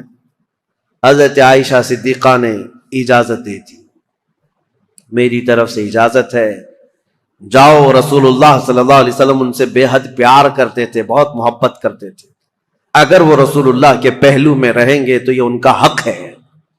امام حسن کے لیے ماں عائشہ صدیقہ نے اجازت دے دی، اور جب امام حسین آئے تو مدینے کا جو گورنر تھا مروان، جس کو گورنری دی گئی تھی، والی مدینہ بنا تھا، حاکم تھا، یہ آیا اور تلوار نکال کر کھڑا ہو گیا، کہا کہ جب یہاں پر عثمان بن عفان نہیں دفن ہوئے تو پھر میں علی کے بیٹے کو بھی یہاں دفن ہونے نہیں دے سکتا۔ تلوار نکل گئے، حضرت امام حسین نے بھی تلوار نکالی تھی اس وقت کہ نہیں، طاقت کے زور پر ہی صحیح میرے بھائی حسن کا یہ حق ہے، وہ رسول اللہ کے قدموں میں دفن ہوں گے۔ لیکن جب یہ جنگ ہونے جیسی نوبت آئی تو حضرت امیر معاویہ، حضرت ابو ہریرہ رضی اللہ تعالیٰ عنہ جو کثرت سے رسول اللہ کی حدیثوں کے راوی ہیں، وہ اس وقت امام حسین کے پاس آئے اور کہا، پہلے تو انہوں نے مروان کو اتنی ڈانٹ لگائی اور کہا تو ظلم کی تلوار اپنے ہاتھ میں پکڑا ہے، تجھے پتا ہے کس کے متعلق یہ بات کی جا رہی ہے؟ رسول اللہ کے نواسے ہیں، جن کے گھر سے پوری دنیا میں شریعت نکلی ہے، جن کے گھر بے اجازت جبرائیل نہیں آتے تھے، تجھے پتا ہے۔ اور اس کے بعد جب وہ سر پھرا شخص مروان جنگ پر آمادہ تھا تو حضرت ابو ہریرہ نے امام حسین کو یہ سمجھایا، کہا کیا آپ کو اپنے بڑے بھائی کی یہ وصیت یاد نہیں؟ امام حسن نے یہ بھی وصیت کی تھی کہ اگر میرے جنازے پر اختلاف ہوا، کسی نے تعرض کیا تو زور زبردستی اور طاقت کا استعمال نہ کرنا، میری ماں کے قدموں میں جنت البقیع میں دفن کرنا۔ امام حسین کو جیسی انہوں نے یہ وصیت یاد دلائی، حضرت امام حسین پیچھے ہٹ گئے، اور پھر امام حسن کا جنازہ مبارکہ جنت البقیع میں لایا گیا، اور سیدہ فاطمہ الزہرا رضی اللہ تعالی عنہا کے قدموں میں حضرت امام حسن ہمیشہ کے لیے دفن ہو گئے۔ یہ تاریخ رسول کریم صلی اللہ تعالی علیہ وسلم کے ایک شہزادے کی ہے۔ اب دور تھا امیر معاویہ کا، 40 ہجری کے بعد جو دور ہوا ہے، امیر معاویہ یہ ابو سفیان کے بیٹے ہیں۔ ابو سفیان یہ بھی صحابی ہیں، امیر معاویہ کی ماں ہندہ ہے۔ معاملہ ایسا ہے، لیکن ایک بات یاد رکھیں، یہ رسول اللہ کے صحابہ ہیں، کبھی بھی ان کے متعلق بدگمانی نہ پالنا۔ پہلے کے حالات بہت مختلف رہے ہیں، بہت الگ رہے ہیں۔ یہ ابو سفیان وہی ہیں جو جنگ بدر میں رسول اللہ کے مقابل میں آئے تھے، پورا مکہ لے کر کے، اور جنگ احد میں بھی حضور کے مقابل میں رہے، جنگ خندق میں بھی مقابل میں رہے، کئی جنگوں میں حضور صلی اللہ تعالی علیہ وسلم کے آمنے سامنے آئے۔ اس وقت امیر معاویہ بھی ان کے ساتھ ہی رہے، لیکن یہ پورا گھرانہ امیر معاویہ سے لے کر ابو سفیان اور ہندہ سارے لوگ جس دن مکہ فتح ہوا 7 ہجری، اس دن رسول اللہ صلی اللہ علیہ وسلم کے دامن سے وابستہ ہوئے، ایمان لائے۔ اس سے پہلے ایمان لائے ہوئے نہیں تھے، لیکن حضور کا یہ فرمان ہمیشہ یاد رکھنا، میرے آقا نے منبر پر کھڑے ہو کر کے اعلان فرمایا ہے، جو اسلام لاتا ہے، اسلام لانا اس سے پہلے کے سارے کاموں کو ختم کر دیتا ہے۔ کفر کیا، شرک کیا، گناہ کیا، جو کچھ بھی کیا تھا، لیکن اسلام لانے کے بعد پہلی والی چیزوں کا مواخذہ نہیں کیا جائے گا۔ اسلام ساری چیزوں کو مٹا دیتا ہے جو اسلام لاتا ہے، یہ فرمان ہمیشہ یاد رکھیں۔ تو صحابہ کو ان کے پرانے واقعات یاد دلا کر کے کبھی تان و تشنی کا نشانہ نہیں بنانا۔ بہت سارے ایسے چور آج آئے ہوئے ہیں سوشل میڈیا پہ، یہ خود ذلیل لوگ ہیں، جو ان صحابہ کی بات آتی ہے تو یہ کہتے ہیں کہ یہ لوگ تو دشمنان اسلام میں تھے، ڈر کر کے اسلام لائے تھے۔ مکہ جب فتح ہوا تو ان کے پاس کوئی چارہ ہی نہیں تھا، اس لیے اسلام لائے۔ ظالموں تمہیں کیا خبر کون کس لیے اسلام لایا؟ ایک بات میں آپ کو بتاؤں، حضرت اسامہ بن زید رسول اللہ صلی اللہ علیہ وسلم کے بہت چہیتے صحابی ہیں۔ حضرت زید بن حارثہ کے بیٹے اسامہ بن زید، یہ اکثر رسول اللہ کے گھر میں بے تکلف آیا جایا کرتے تھے۔ ایک جنگ میں رسول اللہ نے انہیں بھیجا تھا، کفار و مشرکین سے مقابلہ کرتے کرتے پہاڑیوں سے کچھ لوگ اتر رہے تھے، حضرت اسامہ کے ہاتھ ایک آدمی آ گیا اور حضرت اسامہ نے اس پر تلوار تان لی، سامنے والے نے پڑھا لا الہ الا اللہ محمد رسول اللہ، اس کے باوجود اسامہ بن زید نے اس کو قتل کر دیا۔ کہا ابھی میرے ہاتھ میں آیا ہے اور کلمہ پڑھ رہا ہے، تلوار اٹھایا ہوں یہ دیکھ کر کلمہ پڑھ رہا ہے۔ لیکن جو صحابہ تھے ان کو یہ بات بری لگی، حضور صلی اللہ تعالی علیہ وسلم کے پاس آئے اور اس مسئلے کو رکھا، کہا یا رسول اللہ صلی اللہ علیہ وسلم، آپ کا فرمان تو ہے کہ جب کوئی کلمہ طیبہ پڑھتا ہو تو اس کے خلاف تلوار نہیں اٹھا سکتے، لیکن اسامہ بن زید نے آج ایک ایسے شخص کو قتل کر دیا جو کلمہ پڑھ رہا تھا سامنے۔ اسامہ بن زید کو حضور نے بلایا، یہ صحیح حدیث پاک ہے، مسلم شریف میں بھی ہے۔ نبی کریم صلی اللہ تعالی علیہ وسلم نے پوچھا ہے اسامہ کیا تم نے ایسا کیا ہے؟ اسامہ بن زید نے کہا یا رسول اللہ وہ تو ڈر کے مارے کلمہ پڑھ رہا تھا، میں نے جب تلوار اٹھائی تب وہ کلمہ پڑھ رہا تھا۔ حضور اتنے جلال میں آئے اور کھڑے ہو گئے اور کہا اے اسامہ کیا تو نے اس کا دل چیر کر کے دیکھا تھا کہ وہ ڈر کر کے پڑھ رہا تھا کہ اللہ کے لیے پڑھ رہا تھا؟ زندگی بھر حضرت اسامہ بن زید کو اس بات کی شرمندگی تھی، قلق تھا، ملال تھا۔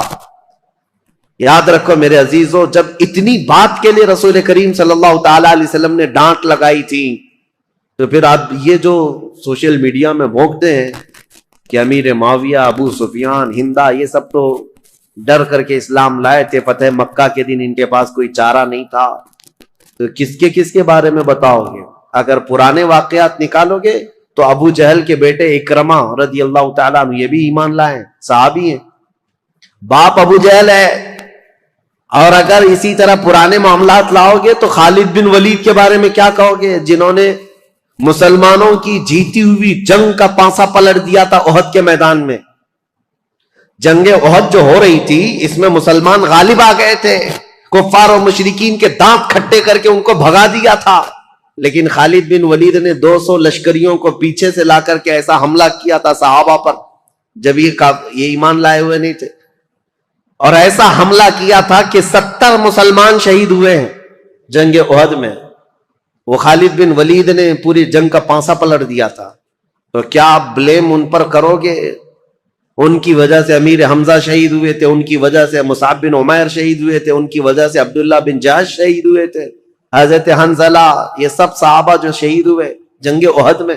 نہیں میرے عزیزوں، جو کچھ بھی ہوا ہے یہ حالات کے تقاضوں کے ساتھ بڑھتا گیا، لیکن جب کبھی کسی نے ایمان قبول کر لیا، جو کوئی اسلام سے وابستہ ہو گیا، اس کے پرانے حالات نہیں یاد دلائے جاتے، بلکہ ان کے لیے اتنا ہی کافی ہے کہ وہ ایمان کی حالت میں میرے رسول اللہ کا دیدار کر لیا ہے۔ یہ مقام قیامت تک اب کسی کو ملنے والا نہیں ہے۔ حضرت ابو سفیان رضی اللہ تعالیٰ عنہ یہ اگرچہ جنگوں میں حضور کے خلاف آتے رہے، لیکن فتح مکہ کے بعد جب اسلام لائے تو دل کے ساتھ، عقیدت کے ساتھ اور یقین کے ساتھ ایمان لائے ہوئے صحابہ میں سے، اور ان کے بیٹے حضرت امیر معاویہ۔ اب امیر معاویہ کی پیدائش کا معاملہ میں بتاتا ہوں۔ ان کی ماں ہندا، یہ بھی صحابیاں ہیں، لیکن یہ وہی ہندا ہیں جنہوں نے احد کے میدان میں حضرت امیر حمزہ کا کلیجہ چبایا تھا۔ دیکھیے حالات کو اگر آپ بتائیں گے تو معاملات بہت سارے ہوئے ہیں، کیونکہ اس وقت جنگیں چل رہی تھیں، اور امیر حمزہ کا کلیجہ انہوں نے اس لیے چبایا تھا کہ ہندا کے باپ کو امیر حمزہ نے بدر میں مارا تھا، ہندا کے بھائی کو قتل کیا تھا، تو جس کے گھر میں یہ سب معاملات چل رہے ہوں، جنگوں کا تقاضا تھا اس وقت، لیکن بعد میں وہ ایمان لائیں اور صحابیت کا شرف بھی حاصل کیا۔ جو عورتوں میں صحابیات ہیں ان میں حضرت ہندا کا بھی مقام ہے۔ بات یہ تھی کہ ہندا کے باپ ربیعہ، یہ ہندا کی شادی فاقیہ نام کے ایک شخص سے کی تھی۔ فاقیہ بڑا امیر آدمی تھا، مکہ کا رہنے والا، اور وہ ایک مرتبہ اپنے बीवी हिंदा के साथ बैठा हुआ था और उस वक्त जितने शायर आते थे दूर दराज से, वो फाकिहा के पास आते, वो सबको पैसे बहुत लुटाता था। तो थोड़ी देर के लिए वो किसी काम से निकलकर बाहर गया, हिंदा अकेली बैठी थी झोपड़ी में। तो एक कोई अजनबी शायर आया और जैसे ही वो खीमे के पास आया, अंदर देखा औरत अकेली है, तो दरवाजा पर्दा गिराकर वो वापस चला गया कि हिंदा अकेली है, शौहर नहीं है, फाकिहा मौजूद नहीं। इसी असना में वो शायर जा रहा था, फाकिहा अंदर आ रहा था। फाकिहा ने आते ही पूछना शुरू कर दिया, इस मर्द से तेरा क्या ताल्लुक है? इस अजनबी आदमी ने तेरे साथ अकेले में क्यों मुलाकात की? वो इतना शक्की मिजाज था कि उसने हिंदा का जीना तंग कर दिया, बहुत सख्त शुस्त किया। और उसके बाद हिंदा रोती हुई अपने बाप के पास आ गई। तो जो हिंदा का बाप है रबिया, उसने कहा कि सच सच बता हुआ क्या था? तो हिंदा ने कहा जो जो उस वक्त उनके खुदाओं की कस्में वो खाती थी सब खाई। कहा कि मेरा दामन पाक है,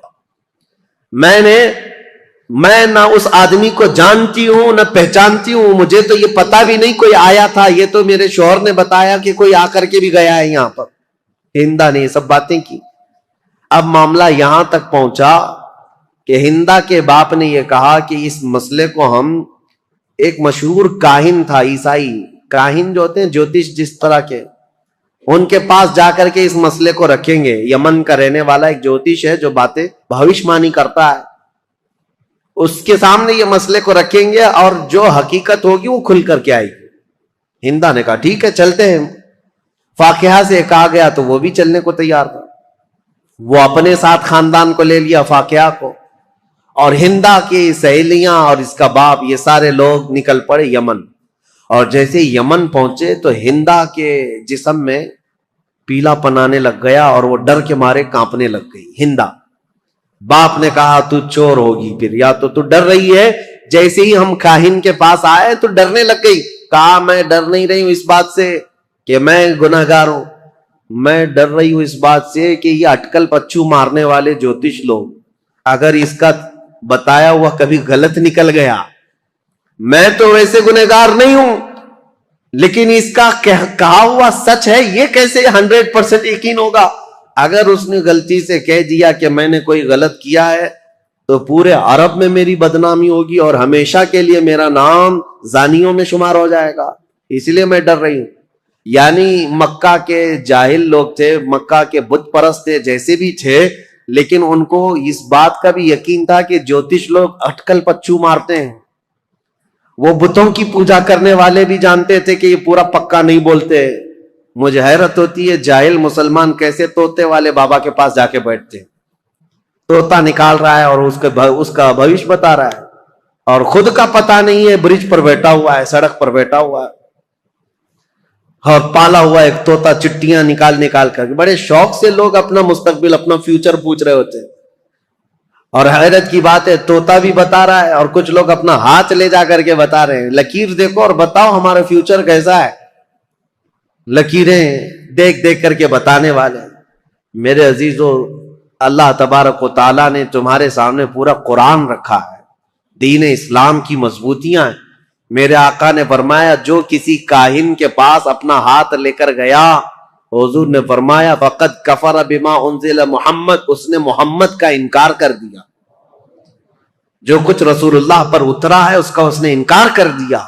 तुम्हारा ये शिवा नहीं है कि तुम मुसलमान और ज्योतिषों के पास जाओ और अपने घर बनाने के लिए वास्तु प्रकार का ख्याल करते रहो। ये सब चीजें जो तवहुमात हैं ये तुम्हारे हिस्से की नहीं है, तुम्हारी नहीं है।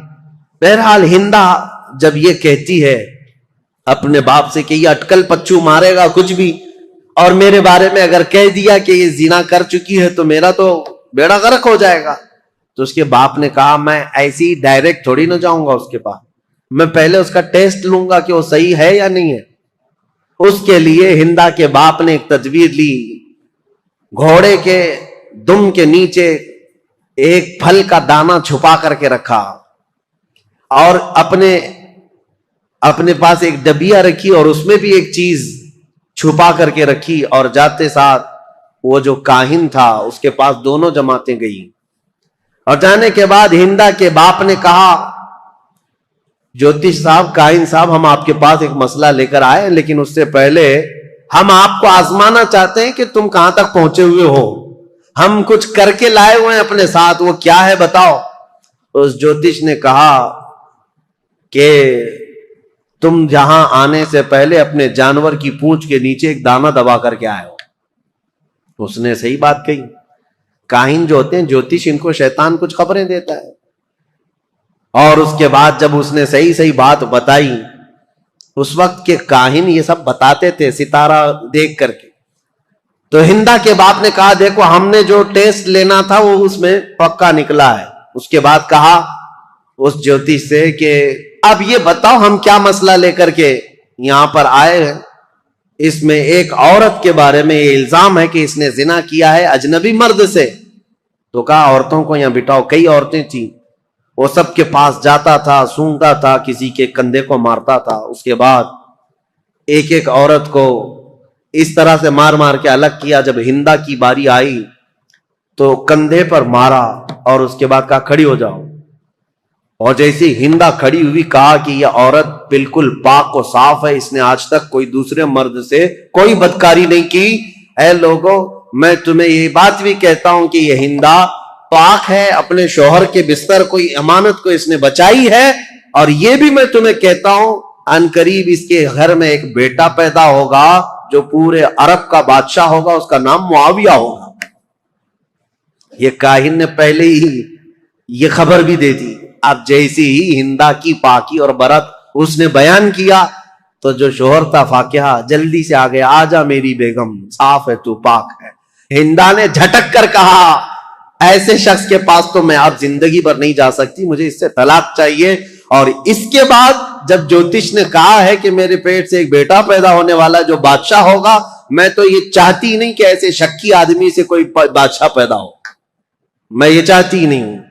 तो फिर हिंदा के बाप ने तलाक करवा दी, खत्म हो गई। हिंदा जैसी मक्का वापस आई तो हिंदा से हजरत अबू सुफियान ने निकाह कर लिया। उस वक्त ये ईमान लाए हुए लोग नहीं थे। अबू सुफियान ने निकाह किया और अबू सुफियान और हिंदा के निकाह से हजरत अमीर मुआविया पैदा हुए। अमीर मुआविया बचपन से ही बहुत ज़हीन थे, हलीम तबा, बुर्दबा, इनके अंदर भी बर्दाश्त की ताकत बहुत, मामला फहमी और सियासत इनके अंदर बचपन से थी।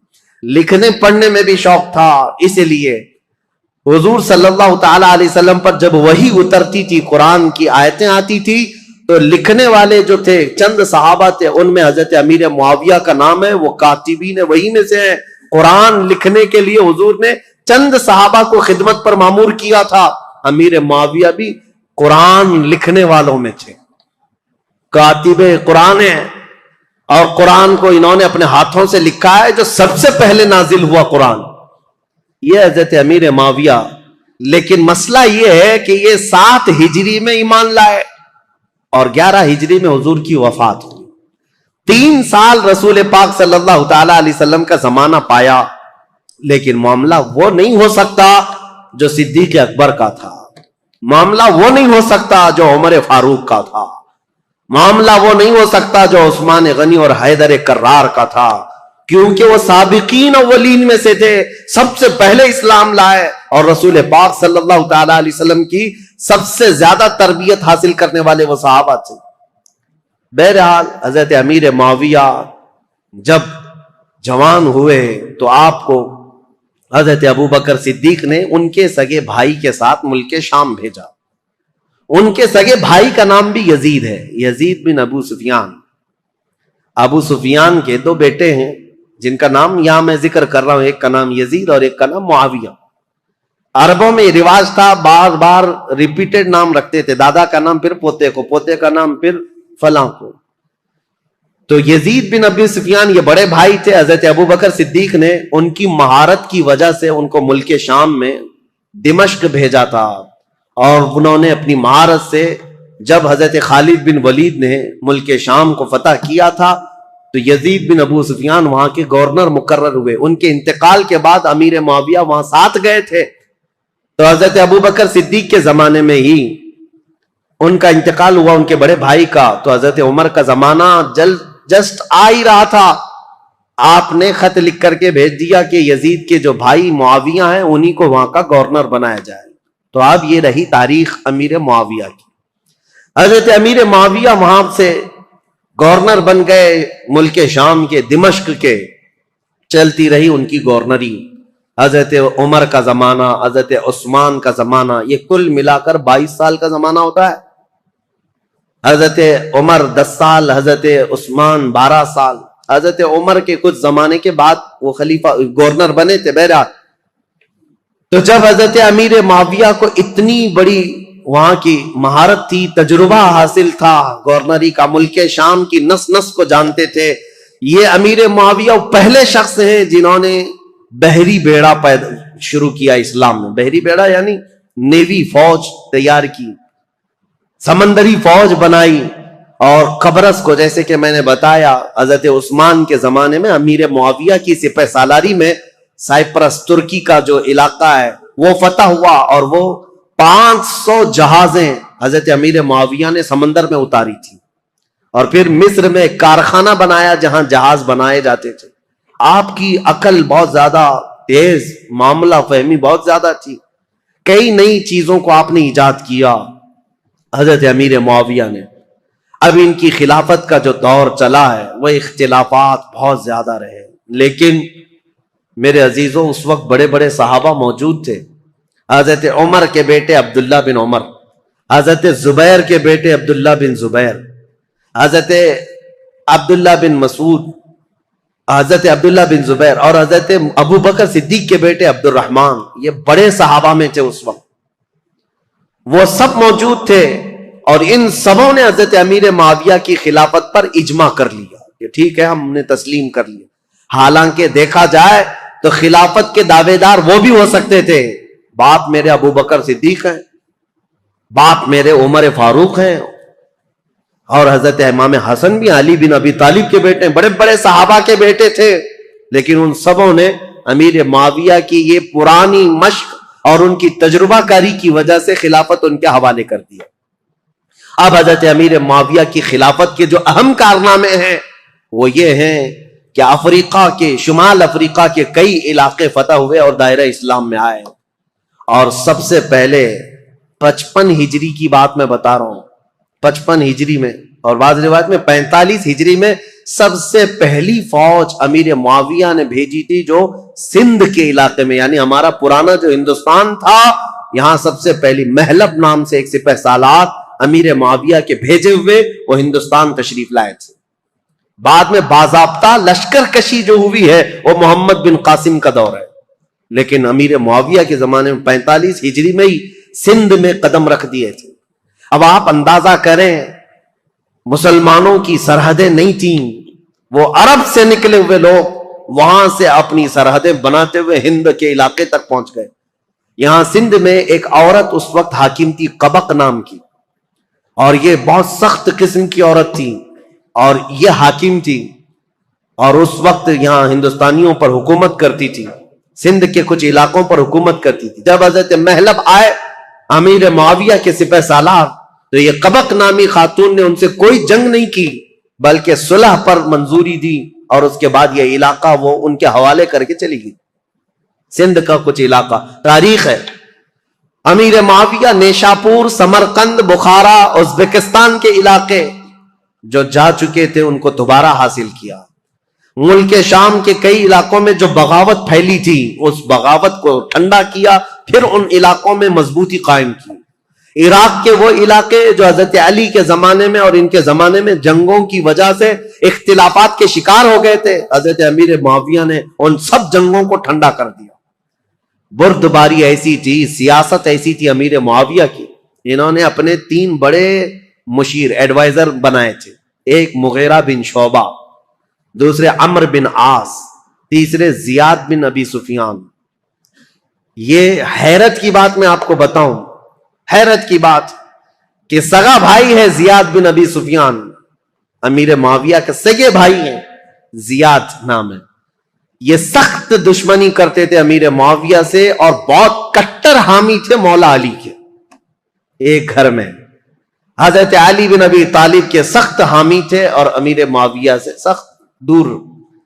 لیکن حضرت علی رضی اللہ تعالیٰ عنہ کی وفات کے بعد امیر معاویہ نے اپنی عقل اور دانائی سے ان کو قائل کر لیا اور واپس ان کو بلا لیا اور بصرہ کا انہیں گورنر بنایا. یہ زیاد بن ابی سفیان ایسے آدمی ہیں جن کے بارے میں کہا جاتا ہے کہ اگر یہ پہاڑوں کو بھی کہہ دے تو وہ فرما بردار ہو جائیں. اتنی عقل کے ساتھ وہ معاملات چلاتے. جانوروں کو بھی اگر کہہ دے تو سیدھے لائن میں کھڑے ہو جائیں. زیاد بن ابی سفیان یہ کون تھے؟ امیر معاویہ کے بھائی تھے اور ان کو انہوں نے اپنا ایڈوائزر بنایا ہوا تھا. اور عمرو بن عاص جنہوں نے پورا مصر فتح کیا، صحابی رسول ہیں، عمر میں بہت بڑے ہیں، لیکن مشورہ لینے کے لیے عرب کہتے تھے عمرو بن عاص کے پاس جاؤ. تو امیر معاویہ نے ان کو بنایا تھا. ظاہر سی بات ہے آپ نے دیکھا وہ جنگ صفین میں کیا کیا. حضرت عمرو بن عاص نے بعد میں اعلان نہیں کر دیا تھا کہ میں اپنے فریق کو معزول نہیں کرتا. عمرو بن عاص امیر معاویہ کے مشیر خاص تھے. تیسرے تھے مغیرہ بن شعبہ، یہ بھی صحابی رسول ہیں لیکن ایسے زیرک تھے. یہ بھی پورے کوفہ کو کنٹرول کرنے میں اور پورے عراق کو کنٹرول کرنے میں ان کا بڑا ہاتھ تھا. مغیرہ بن شعبہ، یہ تین ایڈوائزر ایسے تھے جو امیر معاویہ کے شانہ بشانہ رہتے. ان تینوں مشیروں سے یہ اپنی پوری حکومت کے سرحدیں کہاں تک پھیلا چکے تھے. بیٹھے تھے دمشق میں اور حکومت کی سرحد ان کی ہندوستان تک تھی. ایران بھی تھا، عراق بھی تھا، مصر بھی تھا، یمن بھی تھا، شام بھی تھا، پورا آج کے دور کا عرب تھا، حجاز، نجد، اور پھر اس کے علاوہ آرمینیا، آذربائیجان، ترکی، یہ سب علاقے. اتنا ہونے کے بعد پھر افریقہ کے ساحلی علاقے پورے کے پورے امیر معاویہ کی زیر نگرانی تھی. یہ اتنا بڑا خطہ ہے، میں آپ کو کہوں تو یہ بے جا نہ ہوگا کہ خلافت راشدہ کے ختم ہونے کے بعد امیر معاویہ وہ تنہا خلیفہ یا حاکم ہیں جنہوں نے ایک وقت میں 3 بر اعظموں پر اپنی حکومت جاری کی. 3 انٹر کانٹیننٹل، افریقہ، یورپ اور پھر ایشیا کا تو تھا ہی حصہ. ان سب علاقوں میں اسلام کی سرحدیں پھیلائی. اب حضرت امیر معاویہ رضی اللہ تعالیٰ عنہ کے جو اہم کارنامے تھے، اسلام کی وسعت ہوتی رہی، لیکن جو جنگوں کو انہوں نے ٹھنڈا کیا وہ ایسے ٹھنڈا کیا تھا. کہتے ہیں کہ کوفہ شہر میں مغیرہ بن شعبہ حاکم تھے. ایسا حال تھا کہ اگر راستے میں کسی کا ایک سکہ گر جائے تو کوئی دوسرا آدمی اٹھاتا نہیں تھا جب تک وہ سکے کا آدمی خود نہیں آ جاتا تھا.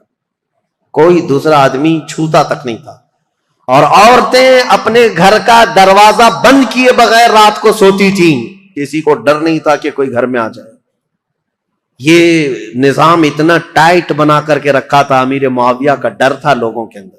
خلافت کو اپنی طاقت سے، اپنی زور سے انہوں نے ہانک کر کے، یہاں تک کہ جو بربر قوم کے لوگ تھے افریقہ کے جنگلات میں رہنے والے، وہ ایسی وحشی قوم تھی کہ وہ تھوڑا سا اگر ان کے سامنے سے کوئی ہٹ گیا تو پھر وہ خبط سوار ہو جاتا تھا اور جنگلی جانوروں کی طرح جھپٹ پڑتے تھے. ایسی قوم کے لیے امیر معاویہ نے ایک پوری فوجی چھاونی ان کے ہاں قائم کر دی، جس کا سپہ سالار عقبہ بن نافع کو بنایا. وہ ہمیشہ ان کے اوپر سوار رہتے تھے بربر قوم پر، اور وہ ہمیشہ ان کی فرما بردار رہتی تھی. اور کئی ایسے ہیں نیو سٹی ٹاؤن شپ کا پلان سب سے پہلے اس دنیا میں حضرت امیر معاویہ نے قائم کیا. پورا ایک شہر بسایا. جیسے افریقہ میں ایک شہر بسایا قیروان نام سے، اور وہ پورا مرکز اسلام بن گیا بعد میں. ایسے کئی ان کی ایجادات ہیں امیر معاویہ رضی اللہ تعالیٰ عنہ. بحری بیڑے پیدا کرنا، فوج کو ترتیب کے ساتھ، الگ الگ مقدموں کے ساتھ، الگ الگ ٹکڑیوں کے ساتھ، نام کے ساتھ بنانا. اور سب سے پہلے یہ پوسٹ آفس کا جو سسٹم ہوتا ہے، ڈاک کا، یہ امیر معاویہ کے زمانے میں قائم ہوا، جس کا نام انہوں نے برید رکھا کہ سرکاری خط بہت جلد ادھر سے ادھر جا سکے. اس کے لیے انہوں نے منزلیں رکھی. ایک گھوڑا یہاں سے وہاں تک جائے گا، دوسرا گھوڑا وہاں سے وہاں تک جائے گا. لیٹر پہنچانے کے لیے سب سے تیز کام ہو امیر معاویہ کے زمانے میں ہو. خط و کتابت بہت تیزی سے جاتی تھی اور خبریں بہت تیز پھیلتی تھی. اور امیر معاویہ رضی اللہ تعالیٰ عنہ نے لوگوں کو ایک چاند پر جمع کیا. یہ سارے ان کے اولیات میں سے، ان کے خصائل ہیں، ان کی بہت ساری چیزیں ہیں. لیکن اب آؤ، امن ایسا قائم کیا 20 سال میں مسلمانوں کی جنگیں نہیں. ظاہر سی بات ہے میرے عزیزوں، امیر معاویہ کا ایک جملہ میں آپ کو سناتا ہوں، یہ ضروری ہے. امیر معاویہ رضی اللہ تعالیٰ عنہ کے پاس ایک جملہ میں آپ کو سناتا ہوں. ان کا جو مشیر خاص ہے زیاد بن ابی سفیان، وہ بصرہ میں تھے. اس نے ایک شخص کے ساتھ کچھ معاملہ کیا تھا اور وہ شخص شکایت لے کر کے سیدھے امیر معاویہ کے پاس آئے. امیر معاویہ نے دسترخوان بچھایا، کھانا کھلایا اور اس کے ساتھ اچھا معاملہ کیا. یہ بات زیاد بن ابی سفیان کو پتہ چلی کہ یہ تو خلیفہ اسلام کے پاس چلا گیا تھا، تو وہ آیا اور حضرت امیر معاویہ کے پاس کہا ایسے تو معاملات خراب ہو جائیں گے، میں نے اس کے ساتھ باز پرس کی ہے اور آپ یہاں پر اس کے ساتھ نرمی کر رہے ہیں، حمایت کر رہے ہیں. اب حضرت امیر معاویہ نے کہا تھا ایک بات یاد رکھو، ترازو کے دونوں پلے ایک طرح نہ رہنے چاہیے، بلکہ میں نرمی کرتا رہوں اور تو سختی کرتا رہے، اسی سے جماعت میں انتشار سے محفوظ رہے گی. اور ان کو سختی کرنے کا حکم تھا اور حضرت امیر معاویہ گلے لگاتے تھے، ان کی سیاست تھی. اور پھر یہ فرماتے تھے ان کا یہ جملہ کہ جہاں میرا کوڑا کام کر جاتا ہے میں وہاں تلوار نہیں اٹھاتا، اور جہاں زبان کام کرتی ہے وہاں کوڑا نہیں اٹھاتا، اور جہاں یہ سب کام نہیں کرتے ان کی گردنوں پر تلوار رکھ دیتا ہوں. یہ امیر معاویہ کی سیاسیات میں سے تھے. حتیٰ کہ اب میں ان معاملات کو رکھ دیتا ہوں چونکہ یہ ضروری ہے. جو افواہ پھیلانے والے، دیکھیں میں اتنی دیر تک تقریر کیا اور حضرت امیر معاویہ پر اتنی دیر بولنا، یہ بہت احتیاط کے ساتھ بولنے کی ضرورت ہوتی ہے، کیونکہ جنگوں کا دور، اختلافات کا دور. ہاں ہوئے ہیں معاملات، جو نااہل تھے وہ حضرت علی کو گالیاں دیتے تھے ممبر پر بیٹھ کر کے، سب وہ شتم کرتے تھے. خود میں نے بتایا مروان بن حکم جو مدینے کا گورنر تھا وہ حضرت علی کی شان میں برا بھلا کہتا تھا. اور ایسا نہیں ہے کہ یہ لوگ سب وہ شتم کرتے تھے، گالیاں دیتے تھے، ایسا نہیں. کوفہ والے جو لوگ تھے وہ امیر معاویہ کو گالیاں دیتے تھے. یہ سب تو چلتا رہا. ایک صحابی حجر بن عدی جو حضرت علی کے کٹر حامی تھے، ان کا قتل ہو گیا اسی بات پر. وہ حضرت امیر معاویہ کو اور مغیرہ بن شعبہ کو بہت سخت جملے کہتے تھے کہ تم لوگ نااہل لوگ خلافت میں آ گئے، رسول اللہ کے گھر والوں کی یہ خلافت ہے. اس بات پر حضرت امیر معاویہ ان کو نذرانے بھیجتے تھے، ان کو تحفے دیتے تھے. مغیرہ بن شعبہ بھی ان کے وظیفے بڑھا دیتے تھے، حالانکہ ان کے سخت جملے سنتے تھے حجر بن عدی کے. لیکن جو نااہل، بعد میں ایک بار مغیرہ بن شعبہ کوفہ سے باہر گئے تھے اور کسی دوسرے شخص کو گورنر بنا کر گئے تھے، اور حجر بن عدی جو صحابی، یہ حجر بن عدی کون ہے بتاؤں میں آپ؟ حجر بن عدی انٹرنیٹ پر سرچ کر کے دیکھ لینا. یہ حجر بن عدی وہ صحابی ہیں کہ ابھی 2011-12 میں ملک شام میں جب یہ ریولوشن کی جنگ شروع ہوئی، ابھی تک جنگ چل رہی نا، وہاں پر بمباریاں ہوئیں تو حجر بن عدی کی قبر پر بم گرا اور پورا ٹوٹ گیا، اور حجر بن عدی کی قبر کھل گئی تو حضرت حجر بن عدی کا جسم مبارک صاف اسی طرح سے نکالا گیا. صحابی رسول کا جسم پاک، ان کی تصویر بھی پھیلی ہوئی ہے انٹرنیٹ پر. ملک شام میں حجر بن عدی یہ مولا علی کرم اللہ وجہہ الکریم کے کٹر حامی لوگوں میں سے ہیں. 1400 سال کے بعد میرے عزیزوں جسم اقدس صاف اسی طرح سے نکالا گیا ہے، آپ دیکھ سکتے ہیں اسی طرح سے نکالا گیا، اور دوسری جگہ بحفاظت دفن کیا گیا ہے.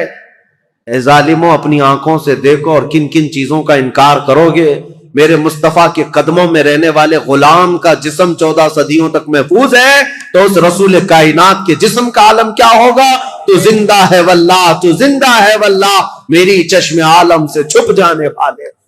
میرے آقا صلی اللہ تعالی علیہ وسلم کی حیات برزخی کی بات ہی الگ ہے. بہرحال یہ حجر بن عدی وہ صحابی ہیں.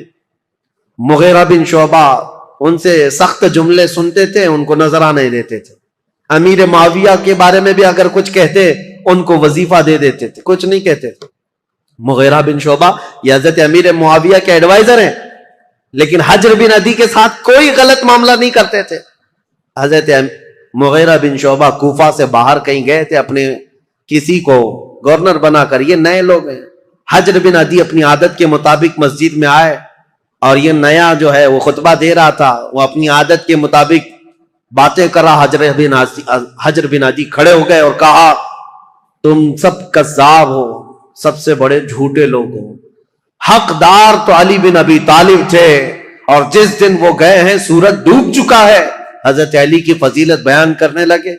یہ جو والی بنا تھا کوفہ کا وہ کھڑا ہوا اور سیدھے آ کر حضرت حجر بن عدی کو قتل کر دیا، صحابی رسول۔ تو یہ معاملات تو ہوتے رہے، ادھر بھی قتل ہوئے ادھر بھی قتل ہوئے، لیکن حضرت امیر معاویہ کا جو دور آیا انہوں نے زمام خلافت کو ایسا مضبوطی سے تھاما کہ پوری ہر جگہ امن قائم کر دیا۔ اتنا تو ہے کہ مکہ میں، مدینہ میں، کوفہ میں، بصرہ میں ہر جگہ امن قائم کر دیا۔ لیکن وہ اخیر زمانہ ان کا، ظاہر سی بات ہے ان کی عمر جب 80 سال کے قریب تھی، 80 سال کے قریب ان کی عمر ہوئی، اب ان کے حالات جو سخت تاریخ کے لیے بدلاؤ کے ہیں وہ ایک ہی ہے۔ پھر بھی میں ادب کے دائرے میں عرض کرتا ہوں، حضرت امیر معاویہ کو بعض لوگوں نے آ کر مشورہ دیا کہ آپ کا دور ختم ہونے والا ہے، اب حالات ویسے نہیں ہونے چاہیے جب حضرت عمر کے انتقال کے بعد ہوئے، حضرت عثمان کے قتل کے بعد ہوئے۔ خلافت کے لیے لوگوں میں الگ الگ معاملات نہ ہو جائیں، اختلاف نہ ہو جائے، اس لیے آپ اپنی زندگی میں ہی کسی کو اعلان کر دیجئے میرے بعد یہ خلیفہ ہے۔ مسلمانوں کو ویسے بھی خلیفہ کی بات ماننا ضروری ہے، آپ کی بات سب لوگ مان لیں گے۔ امیر معاویہ رضی اللہ تعالیٰ عنہ کو جب یہ لوگوں نے آ کر کہا تو حضرت امیر معاویہ نے پوچھا کہ اچھا ٹھیک ہے، یہ ان کی بیماری کا وقت تھا، کہا بتاؤ میں کس کا اعلان کروں۔ چاپلوس لوگ تھے، چاپلوسی کرتے ہوئے کہا کہ آپ کے گھر میں یہ خلافت زیب جیتی ہے، آپ کا بیٹا یزید ہے، اس کو آپ خلیفہ کا اعلان کر دیجئے۔ یہاں سے اب تاریخ بدل جاتی ہے، اسلامی تاریخ یہاں آ کر کے بہت سخت ہو گئی ہے۔ امیر معاویہ نے پہلے تو انکار کر دیا، کہا نہیں، کیونکہ یزید کے شب و روز اور اس کے دن بھر کی جو مشغولیات ہیں وہ سب کو پتا تھے۔ نا اہل آدمی دن بھر کبوتر بازی کرتا تھا اور کبھی چھپ چھپا کر کے بندروں کو کھیل میں لگاتا تھا اور خوش ہو کر کے ہنستا تھا۔ اس کے الگ الگ معاملات تھے، اس کے شراب پینے کی بھی باتیں ہیں، لیکن امیر معاویہ سے چھپ کر کرتا رہا یا ان کے دور میں کم کرتا رہا۔ حضرت امیر معاویہ نے منع کر دیا، لیکن پھر کچھ بڑے بڑے لوگ بھی آئے، کہا کہ یہ بات صحیح ہے کہ مسلمانوں میں ایک بہت بڑی جنگ ہوگی اب خلیفہ کے انتخاب کے لیے، کیونکہ حضرت امام حسن سے جو صلح ہوئی تھی وہ تو اس بات پر ہوئی تھی نا، امیر معاویہ کے بعد خلافت امام حسن کو جائے گی، لیکن امام حسن تو شہید ہو گئے، اب کون ہے؟ تو بہت سارے لوگ اس وقت جو موجود تھے انہوں نے اس بات کا ویرودھ بھی کیا، انکار بھی کیا، کیونکہ ابھی 3 بڑے صحابہ موجود تھے، سیدنا ابو بکر صدیق کے بیٹے عبد الرحمن، حضرت عمر کے بیٹے عبداللہ بن عمر، اور حضرت علی کے بیٹے امام حسین، یہ بڑے بڑے صحابہ، اور حضرت زبیر کے بیٹے عبداللہ بن زبیر یہ بھی موجود تھے۔ تو ایک صحابی آئے حضرت امیر معاویہ کے پاس، احنف بن قیس، انہوں نے کہا کیا یہ اچھا ہوگا کہ آپ اعلان کر دیں عبداللہ بن عمر کے نام پر، ان سے افضل کوئی نہیں ہے، کیونکہ وہ بڑے صحابی ہیں، رسول اللہ کا زمانہ پائے۔ امیر معاویہ رضی اللہ تعالیٰ عنہ کے سامنے یہ سب معاملات تھے۔ انہوں نے پھر مغیرہ بن شعبہ کو بلایا جو کوفہ کے گورنر تھے، زیاد بن ابی سفیان کو بلایا، پھر پوچھا تو انہوں نے کہا کہ جیسا آپ کہنا چاہتے ہیں ہم کرنے کو تیار ہیں، ہم لوگوں کو سنبھال لیں گے جیسے 20 سال سے سنبھال رہے ہیں۔ تو امیر معاویہ نے خط لکھ دیا سب کے نام پر کہ میری زندگی آخر دور کو پہنچ چکی ہے، اے مسلمانوں میں اپنی زندگی میں اعلان کرتا ہوں میرے بعد میرا بیٹا یزید بن معاویہ تخت خلافت کا جانشین ہے۔ مغیرہ بن شعبہ لے کر کے گئے، انہوں نے تو نافذ کر دیا، زیاد بن ابی سفیان جو تھے انہوں نے بھی نافذ کر دیا۔ اب مدینے کا مسئلہ تھا، مدینے میں مروان تھا، مروان کو لکھ کر کے بھیجا گیا، لیکن اس میں نام نہیں لکھا گیا۔ پہلے خط میں یہ لکھا گیا کہ امیر معاویہ یہ چاہتے ہیں مسلمانوں میں جنگ نہ ہو، اس لیے اپنی زندگی میں کسی کے خلیفہ ہونے کا اعلان کرنا چاہتے ہیں۔ مروان نے سارے بڑے صحابہ کو بھی بلایا جو موجود تھے، سب سے یہ مشورہ لیا کہ خلیفہ وقت امیر معاویہ کا یہ کہنا ان کی رائے ہے، سبوں نے کہا اچھا ہی ہوگا پھر ایک نئے خلیفہ کو چننے کے لیے لڑائیاں ہوں گی. امیر معاویہ اگر اعلان کریں گے تو کسی اچھے کا کریں, کیونکہ نام نہیں تھا اس وقت. سب مدینے والے اس بات پر راضی ہو گئے. ٹھیک ہے. اس کے بعد امیر معاویہ کو جب یہ خبر پہنچی کہ سب معاملہ ٹھیک ہے, راضی ہیں, تو دوسرے خط میں انہوں نے بھیجا کہ ہاں میں اعلان کرتا ہوں کہ میرا بیٹا یزید تخت خلافت کا جانشین ہوگا. یہ خط جیسی آیا, مروان نے اب جن لوگوں کو بلایا اس میں بہت سارے لوگ تھے, تابعین اور صحابہ. اس نے کہا امیر معاویہ نے اپنے بیٹے کے خلافت کا اعلان کیا ہے. سب سے پہلے اب مروان نے جو بات کہی یہ کہی تھی, رسول اللہ صلی اللہ تعالی علیہ وسلم کی سنت پر اور ابو بکر اور عمر رضی اللہ تعالیٰ عنہ کی سنت پر امیر معاویہ اپنے بیٹے کو خلیفہ کا اعلان کر رہے ہیں.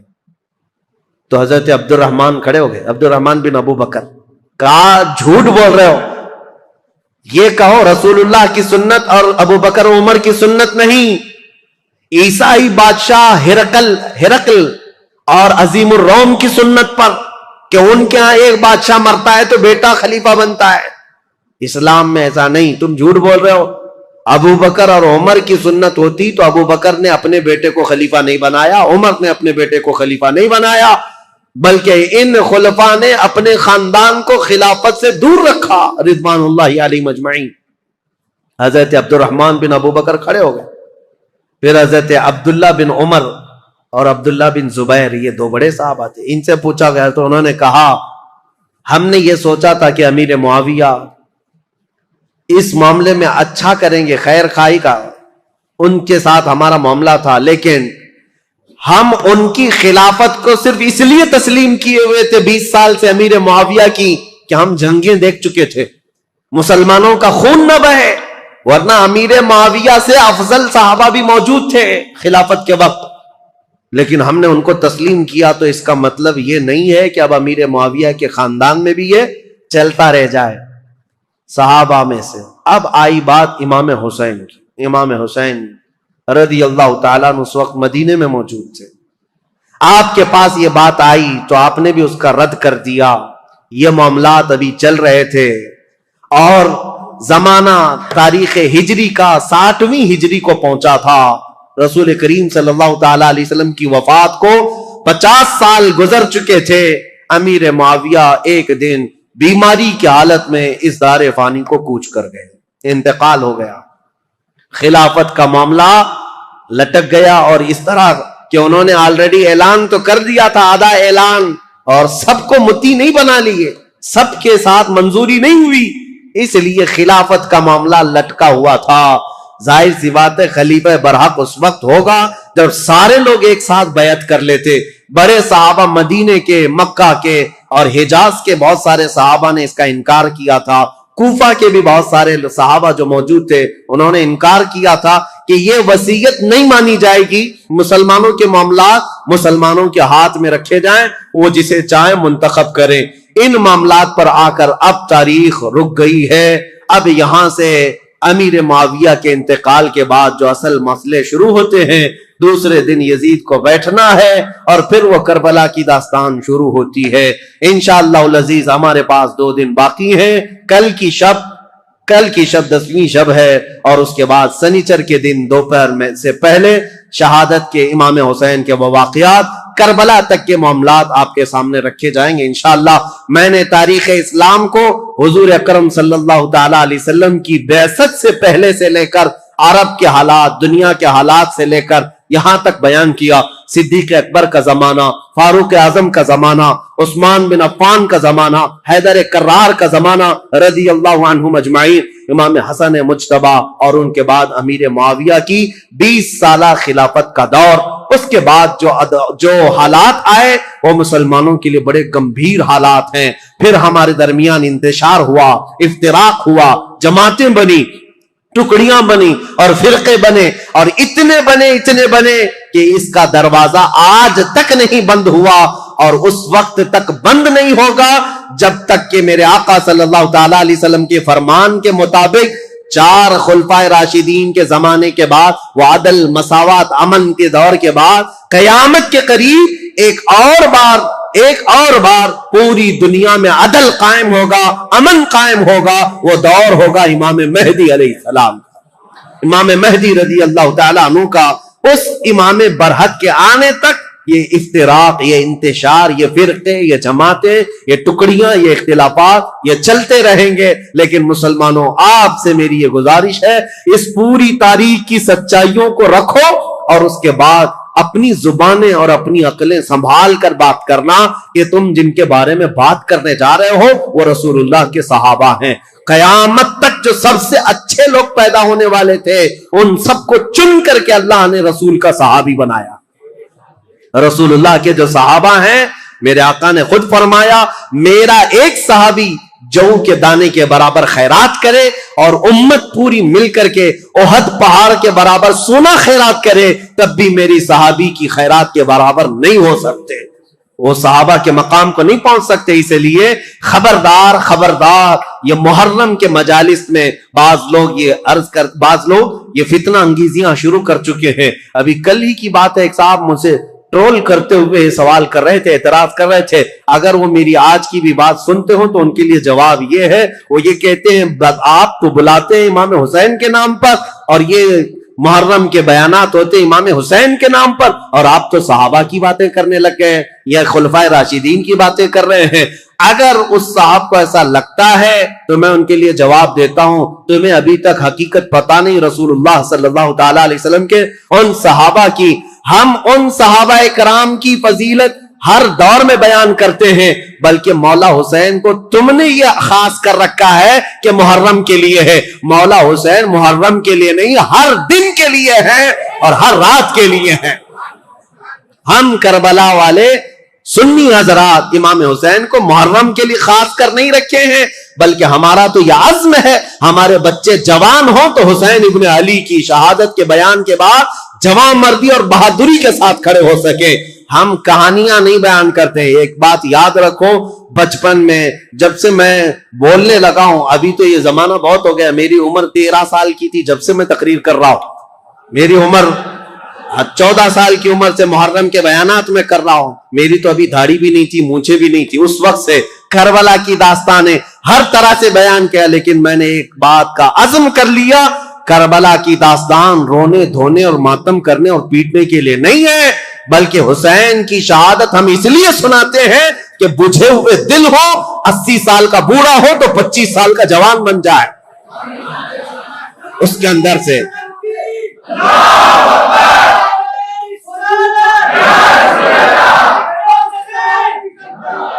میرے عزیزوں، یہ ہے عزیزان گرامی وقار مولا حسین ابن علی رضی اللہ تعالیٰ عنہ کا ذکر پاک ہم اس لیے کرتے ہیں کہ بزدلی ختم ہو جائے، ڈر ختم ہو جائے۔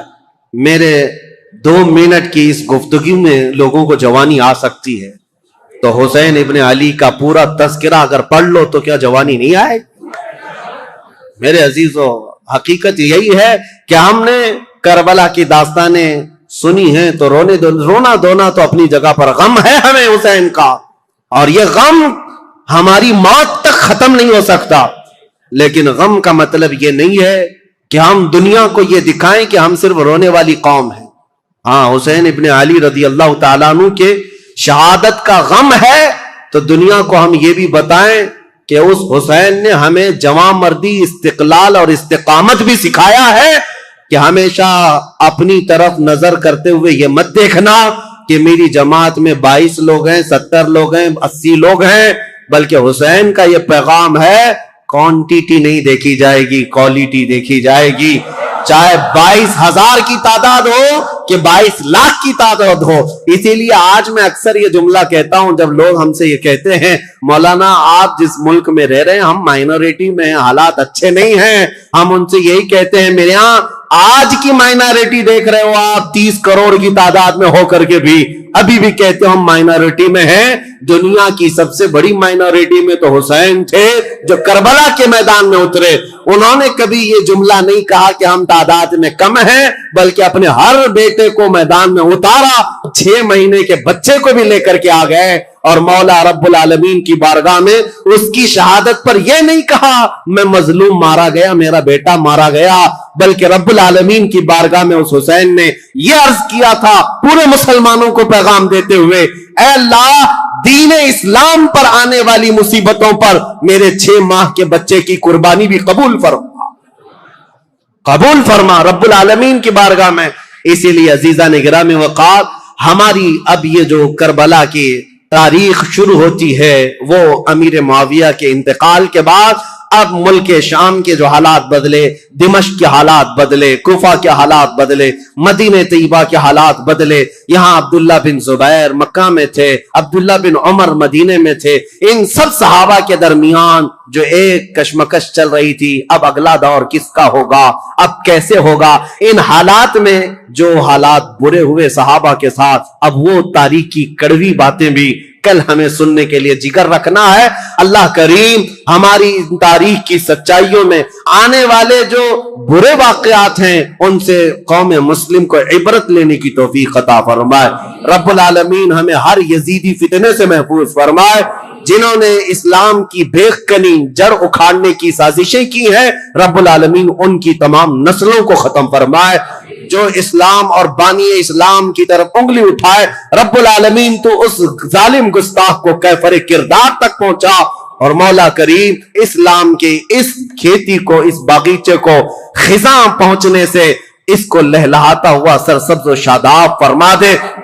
आज जमाने को फिर से है जरूरत हुसैन की, और हर दौर में जो यजीदी फितना आता है उस दौर को खत्म करने के लिए मौला तेरी बारगाह में इस मुहर्रम के मजालिस में हम ये दुआ करते हैं, हमारे मजमे में, हमारे जलसों में, हमारे मोहल्ले में अब फातिमा का बेटा हुसैन तो नहीं आ सकता, मौला हुसैन की छांव में पलने वाला कोई जवान कायद हमें अता फरमा, गुलाम हुसैन अता फरमा, जो सलाहुद्दीन का बाजू लेकर आए, जो खालिद बिन वलीद की तलवार लेकर आए, जो शहाबुद्दीन का हौसला लेकर आए, जो औरंगजेब की दानाई लेकर के आए।